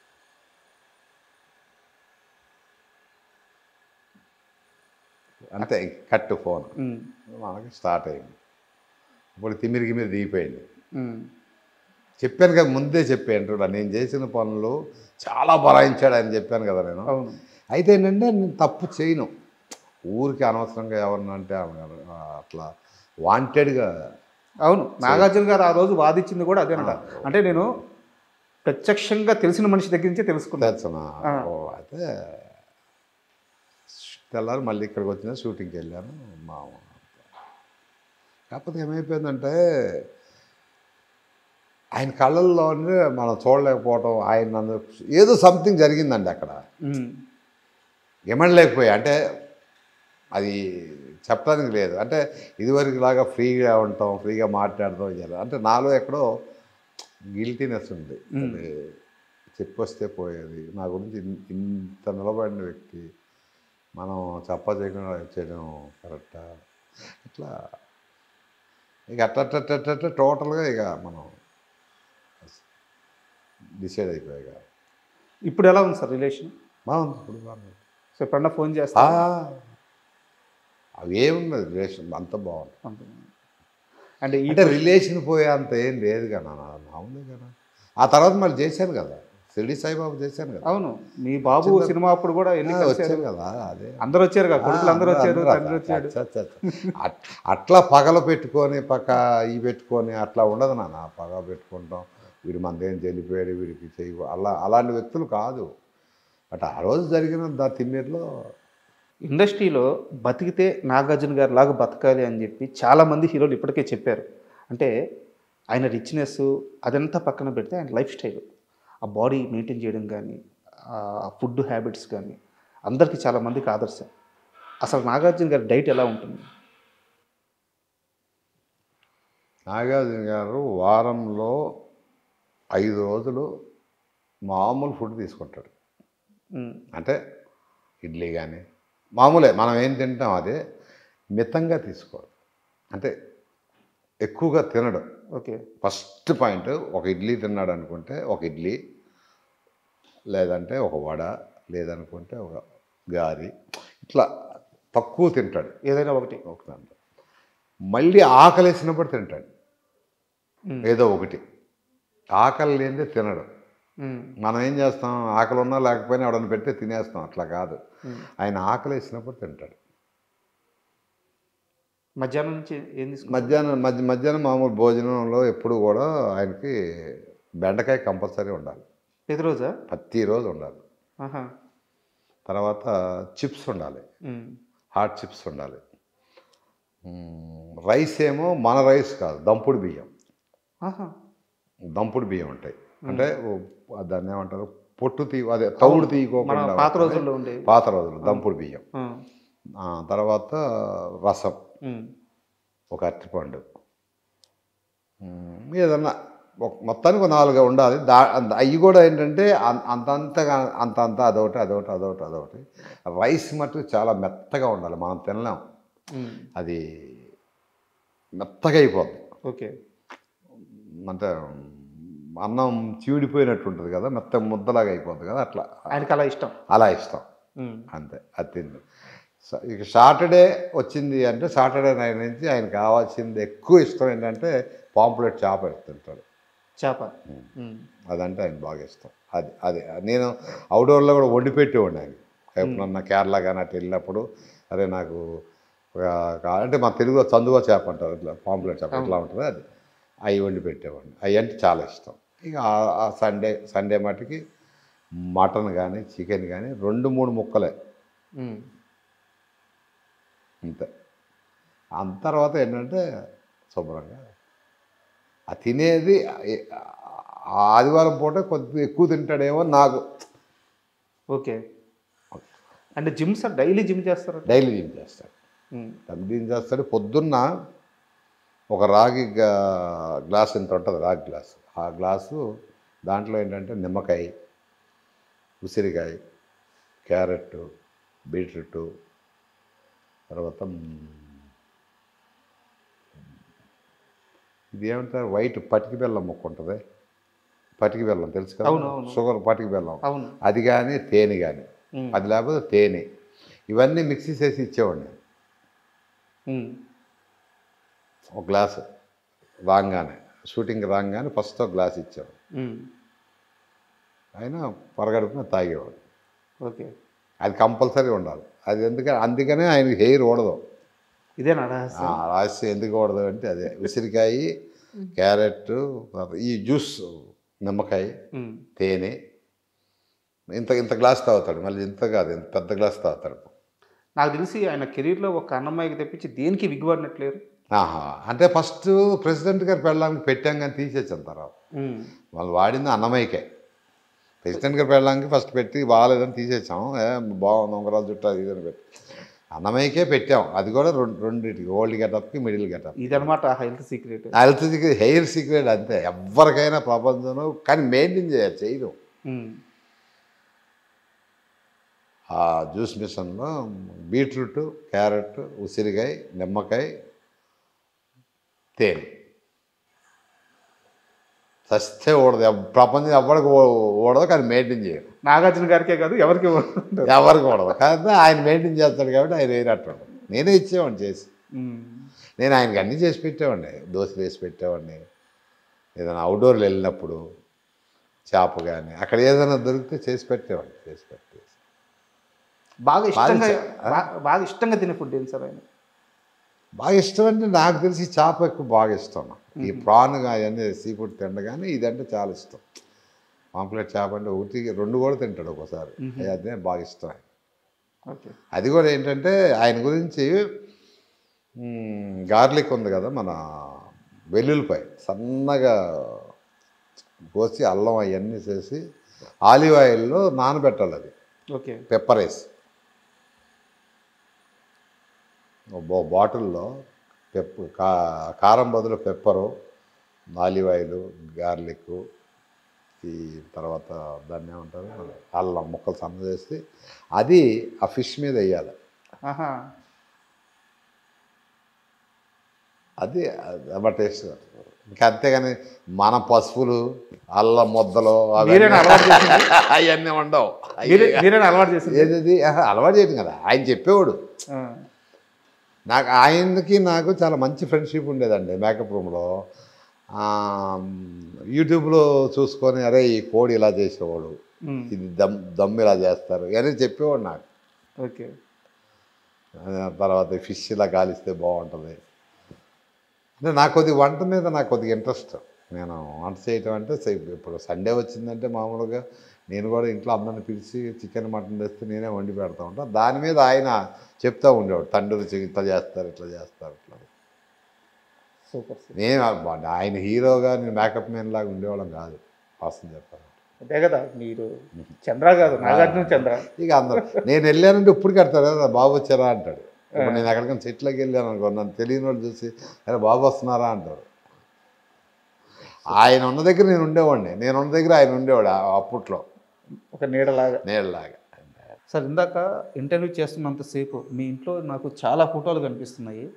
సో ఇంటర్వ్యూని డిస్టర్బ్ చేయడం ఎందుకని నేను అయిపోయాక మిమ్మల్ని అడగదాం అనుకుని అడుగుతున్నాను. అసలు ఏం సార్ ఈ ఫోటోలు? సార్ ఇటు వస్తే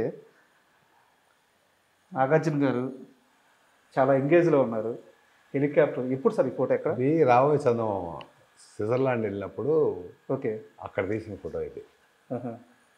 సాంగ్ చేస్తున్నాం, జైన్ గారు డైరెక్టరు, ఆరా జైన్ గారు అక్కడ తీసింది. బాగా యంగ్, అట్లా ఉండేవాళ్ళం ఇద్దరం. అంటే నాగార్జున గారి కంటే మీరే స్టైల్గా నిలబడినారు. అలా ఏం కాదు కానీ మొండిగా ఉండేవాడిని అప్పుడు. అంత క్లోజ్? ఇంకా అంత క్లోజ్. అంటే ఈ ఫోటో చూసినప్పుడు నాకు ఒకటి గుర్తొస్తుంది, నాగార్జున గారి ముందు ఎలా అయినా ఉండగలిగే ఒకే ఒక్క మనిషి చంద్ర.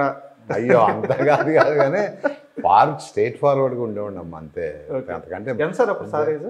అప్పుడు వచ్చి అన్నమయ్య తర్వాత కదా 34, 35 అవుతాయేమో, అంతే. యంగ్ బాగా రాబోయే చందమామ. అంటే ఈ మూవీ ఇది కూడా అదే, ఇది రాబోయే చందమామలోనే క్రూజ్ తీసాం. క్రూజ్ అని చెన్నై నుంచి మలేషియా వెళ్ళటానికి సాంగ్ ఉంది, అంజలా జవేరితో సాంగ్. బాలి మా ఫ్రెండ్స్ అంతా ఉంటారు కదా, దీంతో అక్కడ సాంగ్. అవును, ఇదే ఎందుకు తీసి పెట్టుకున్నారు? నాకు అది నచ్చింది బాగా. క్వశ్చన్ అంటే ఈ అప్పుడప్పుడు చూసుకుంటా ఉంటాను అన్నమాట, ఈ ఫేసు ఎక్కడ తప్పు చేశాను, ఏంటి, ఎలా ఉండాలి, ఏంటి అనేది మెమరీ. ఇది నాకు బాగా నచ్చింది అనమాట అప్పట్లో ఈ ఫోటో. ఓకే. నేను ఈయన ఫేస్లో కొన్ని డిఫికల్ట్స్ ఏమున్నాయా ఏం లేవా అంటే అప్పుడప్పుడు ఇలాంటి పోజులు చూసుకుంటే నాకు కొన్ని అర్థం అవుతాయి. నోస్ కట్ కానీ, నోస్ కట్ కూడా చేసింది కూడా కనపడదు, చూసావా ఇలా ఉంటుంది నోస్ కట్. అంటే ఇష్టమైంది బాగా. మీ వర్క్స్ అంతా తెలుస్తూ ఉంటాయి. ఇది కూడా వచ్చేసి కామాక్షి ఏం సినిమా ఇది రీసెంట్గా వచ్చింది, రాజన్న కాదు, రాజన్న కంటే ముందు కామాక్షి శివప్రసాద్ రెడ్డి గారి సినిమా ఇది. సార్ ఆ గెటప్ గురించి ఈ గెటప్ అదే సాంగ్లో గెటప్, సాంగ్లో వస్తుంది ఇది సాంగ్ గెటప్. ఓకే, చాలా గెటప్ అంతా కొంచెం వెరైటీగా సాంగ్లో సాంగ్ మీరు ఇష్టపడి తీసి పెట్టుకున్నారు దాన్ని. ఏ అయితే బాగుంటాయి ఇంకా చాలా ఉన్నాయి, ఇట్లా ఇష్టమైనవన్నీ సెలెక్ట్ చేసి పెట్టుకోండి. నాగార్జున గారికి తెలుసా ఆయన ఫోటోలంతా తెలియదు, ఫస్ట్ టైం అసలు నా ఆఫీస్కి రావడం ఫస్ట్ టైం, ఈ ఫోటోలన్నీ చూస్తాం కూడా ఫస్ట్ టైం. ఇంతమటికి ఎక్కడా కూడా ఈ ఫోటోలు అసలు బయటికి రాదు. ఒక్క నాగార్జున గారు, ఏఎన్ఆర్ గారు తప్పించి ఇంకా ఎవరి ఫోటో, బంగారం ఉంది కదా అనుష్క, ఇంకెవరు ఫోటో. అంటే ఇక్కడ సార్ మొత్తం అసలు ఈ ఇమేజ్ చూస్తుంటే నిజంగా శ్రీనివాసులని ఇది నిజంగా చూసినట్టు ఉంది. ఇది బ్రహ్మానందం గారు ఇచ్చారు, ఇది ఆయన చేతితో పెయింట్ చేసింది ఇది. ఓహో. నేను బ్రహ్మానందం గారికి నాకు నేనంటే చాలా ఇష్టం. ఆయనకి తమ్ముడు అంటూ ఉంటాడు, అన్నయ్య అంటాను. నేను సినిమా చేసేటప్పుడు అదే ఆఫీస్లో నీకు మా వెంకటేశ్వర స్వామిని ఇస్తాను పెట్టుకోమని చెప్పి పంపించాడు ఆయన. మీరు నిర్మాతగా సినిమా చేస్తున్నాడు పెట్టుకోవాలని పంపించాడు, గిఫ్ట్ ఇచ్చాడు. ఇంత బాగుంది సార్ అసలు. ఆయన పెన్సిల్తో వేసింది స్కెచ్, ఆయన చేతితో వేసింది బ్రహ్మానంద గారు. అండ్ ఇక్కడ సార్ మీ దేవుడు, మా దేవుడు. ఇక్కడ అందరి దేవుడు, ఇక్కడ మీ దేవుడు. ఎప్పుడు సార్ ఈ ఇమేజ్, ఈ ఫోటో ఎప్పుడు? ఇది నేను పంచాక్షరి సినిమా చేసేటప్పుడు నాగార్జున గారి ఇంట్లో ఉంది ఈ ఫోటో. ఆయన ఆఫీస్లో పెట్టుకున్నారంటే, బాబు నాకు ఈ ఫోటో కావాలి బాబు అన్నా. అని నా దగ్గర ఉంది కదరా, నాన్న దగ్గర ఉంటే అడిగి తెస్తాను అని అన్నాడు.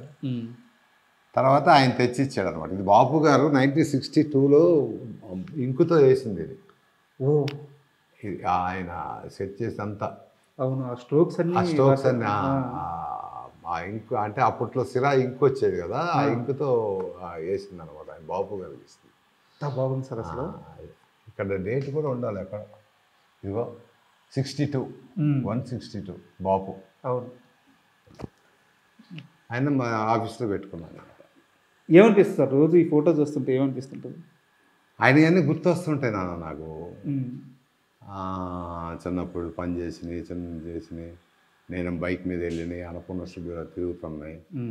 ఆయన ఆ చెట్టు కింద కూర్చొని నన్ను చూస్తా, నేను ఆయన చూసుకుంటా, ఆయన ఏదో పిలవటం, ఏదో అంటాం, అవన్నీ గుర్తొస్తూ ఉంటాయి. కానీ ఇక మనం ఏం చేయాలి, ఒక జీవితం అంటే ఎంత నాకే కాదు చాలామందికి ఆయన ఒక దాన్ని ఏమంటారు, దైవం లాంటాడు. Super sir. అంటే ఇక్కడ పక్కన చూస్తే అమ్మ బంగారం, మీ బంగారం, మా బంగారం జేజమ్మ. అంటే ఫోటో కూడా ఆ గ్రాండ్నెస్ అది తెలుస్తుంది. ఈ ఫోటో వెనక స్టోరీ సార్? ఇది శ్యాంప్రసాద్ రెడ్డి గారు అరుంధతి అయిపోయిన తర్వాత అనుష్క గారు గిఫ్ట్ ఇచ్చాడు. ఓకే. నేను మా ఫ్లాట్కి వెళ్ళినప్పుడు కనపడింది. ఇదే ఈ స్టోరీ పంచాక్షరి డిస్కస్ చేస్తున్నప్పుడు నాకు ఈ ఫోటో కావాలి అన్నా. సో నచ్చితే తెచ్చేసుకోవడమే. అంటే బొమ్మి నాకు చాలా ఇష్టం బొమ్మి అంది. అంటే ఇవ్వటానికి కొద్దిగా అమ్మాయి అంటే బాగుంది కదా ఫోటో. అవునవును. నాకు కావాల్సిందే ఇస్తావా ఇవ్వాలి, ఆఫీస్లో పెట్టుకోవాలి. అదే తీసిచ్చింది. దీని వెనక ఒకటి రాసి ఉంటుంది, ఇదిగో. అవును, ఏదో రాసింది. మా అబ్బాయి గిఫ్ట్ కింద ఇది. అప్పుడు ఇది ఇక్కడ స్వీటీ సంతకం కూడా పెట్టుకున్నారు. బొమ్మదేవర తేజసాయి రత్న శ్రీ ఆంజనేయ వరప్రసాదరావు మా అబ్బాయి పేరు ఇది. ఇక్కడ మొత్తం రాసిన ఆ పేరు పెట్టి ఇచ్చింది అనమాట. అమ్మాయి ఒక్కతే, మా అబ్బాయి ఫుల్ పేరు స్వీటీ ఒక్కతే పలుకుంది. బొమ్మదేవర తేజసాయి రత్న శ్రీ ఆంజనేయ వరప్రసాదరావు ఎలా ఉన్నాడు అంటది. చంద్ర అంద బొమ్మి అంటుంది. సో వారు సంతకం పెట్టినారు, స్మైల్ చేస్తున్నారు. సో మీ బంగారం, మా బంగారం చూసినప్పుడు ఏమనిపిస్తుంది సార్ రోజు? బంగారం చూసినప్పుడల్లా ఈ అమ్మాయి లేకపోతే, ఈ ఫోటో చూస్తే ఈయన లేకపోతే నా పరిస్థితి ఏంటి, ఈ ఫోటో చూస్తే ఇప్పుడు ఇలా ఉన్నానంటే ఈయనే కదా. అంటే ఇద్దరికి నాకు అలా అనిపిస్తుంది. పక్క పక్కన పెట్టుకున్నాను, తల పెట్టుకుంటా. అండ్ ఇక్కడ చాలా యంగ్గా అసలు ఆ స్మైల్ కానీ ఆ హీరో లాగా ఉన్నారు. పక్కన సీఎం చంద్రబాబు నాయుడు గారు. సో ఎప్పుడు సార్ ఈ సందర్భం? ఇదే మనం సీత అవార్డు వచ్చింది కదా మనం దీనికి, సీతారామరాజుకి సార్, దానికి. ఓకే. హరికృష్ణ గారిది చెప్పాను కదా ఇప్పుడు. సో అండ్ ఇక్కడ సేమ్ ఆ గెటప్ ఈ గెటప్ ఒకటే నాన్న, ఆ గెటప్ ఈ గెటప్ ఒకటే. అదే సినిమా పేరు గుర్తురావట్లేదు కానీ శివప్రసాద్ రెడ్డి గారి సినిమా. ఎందుకు నాగార్జున గారు బాగా స్మైల్ చేస్తున్నారు అక్కడ? ఏమన్నారు? నేను బాగా ఆ హెయిర్ సెట్ చేస్తున్నాను నేను. సెట్ చేస్తున్నప్పుడు సచిన్ గారు అని స్టిల్ ఫోటోగ్రాఫర్, చంద్ర ఫోటో తీస్తాను ఉండవా అన్నాడు. సరే ఇట్లా నుంచి కాదు ఏదన్నా చేస్తానట్టుగా ఉండంటే ఉండి బాబు ఏదన్నా చేస్తానని చెప్పి అట్లా ఇద్దరు నవ్వుకుంటున్నాం. మళ్ళీ ఈ ఫోటోకి కూడా నీకు స్టిల్ ఆరా, స్టిల్కి కూడా వర్కింగ్ స్టిల్ అనరా ఏదో అన్నాడు ఆయన, నవ్వుకుంటున్నా. నా ఫిజిక్ చూడండి సార్ అసలు ఎలా ఉందో. యా ఏం పడినారు నవ్వటానికి కాదు, అక్కడ ఏదో తెల్లకి కనపడితే. Super sir. అంటే ఇట్లాంటివన్నీ కూడా పెద్ద మెమరీస్ అనమాట, లైఫ్ మొత్తం ఒకసారి చూసుకున్నట్టు ఉంటుంది. ఇంకా సీళ్ళు అన్నీ ఉన్నాయి కానీ ఇక అన్నీ ఎక్కడ పెడతాం అన్నీ. ఒకటి సీతారామరాజుని, ఒకటేమో రామదాసు సార్. ఇంకోటి ఉండాలి, రాజశేఖర రెడ్డి గారు ఇచ్చింది ఇది. ఓకే. ఒకటేమో సీఎం చంద్రబాబు నాయుడు గారు, రాజశేఖర రెడ్డి గారు. మొత్తం రెండా? మొత్తం మూడు కదా. అన్నమయ్యది. అన్నమయ్య కంటే చీఫ్ని కాదు కాబట్టి చీఫ్కి ఇచ్చారు. ఓకే. అన్నమయ్యకి వచ్చింది, అన్నమయ్య చీఫ్ చేయలే, నేను ఓన్లీ పర్సనల్ చేశాను. అంటే ఏంటంటే పర్సనల్ చేస్తే ఎవరు, కంపెనీ చీఫ్ చేస్తేనే సీట్స్ ఇస్తారు. సో దానికి అన్నమయ్యకి వచ్చింది కానీ అది చీఫ్ తీసుకుంటారు. 3 మన చేతుల మీదుగా 3 వచ్చినట్టు. అటు ఈ 2 అంటే మీలాంటి వాళ్ళు ఇవన్నీ చెప్తుంటే మాకు తెలుస్తుంటుంది, ఓకే ఆ టైంలో ఇలా ఉండేదా, ఇంత మంచి మనుషుల. సో ఇండస్ట్రీ గురించి కూడా మాకు తెలుస్తుంటుంది అనమాట. మీ జర్నీ మాకు అందరికి ఒక పాఠం లాంటిది. అంటే ఇండస్ట్రీ మీరున్నప్పుడు అందరూ మంచి మనుషులేనండి సార్.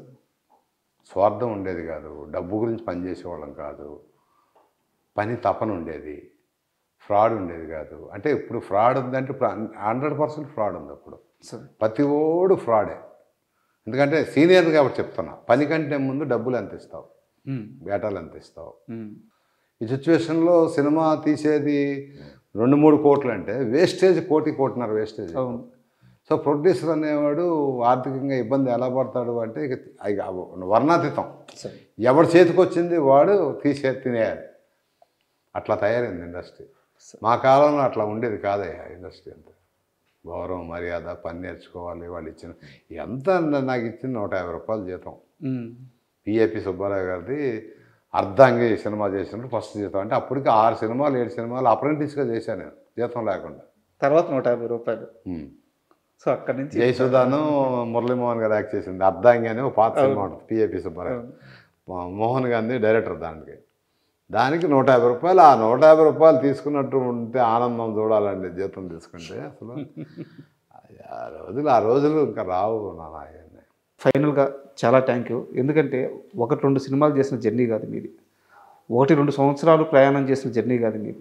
45 ఏళ్ల సినీ ప్రయాణం, కొన్ని వందల సినిమాలు, కొన్ని 10 మంది ఆర్టిస్టులని మీ చేతుల మీదుగా ఇండస్ట్రీకి అందించారు. మీలాంటి ఒక వ్యక్తితో కూర్చొని ఇంతసేపు మీ జర్నీ గురించి తెలుసుకోవడం ఒక అదృష్టంగా భావిస్తున్నాను. మాకు సమయం ఇచ్చినందుకు చాలా థ్యాంక్ యూ.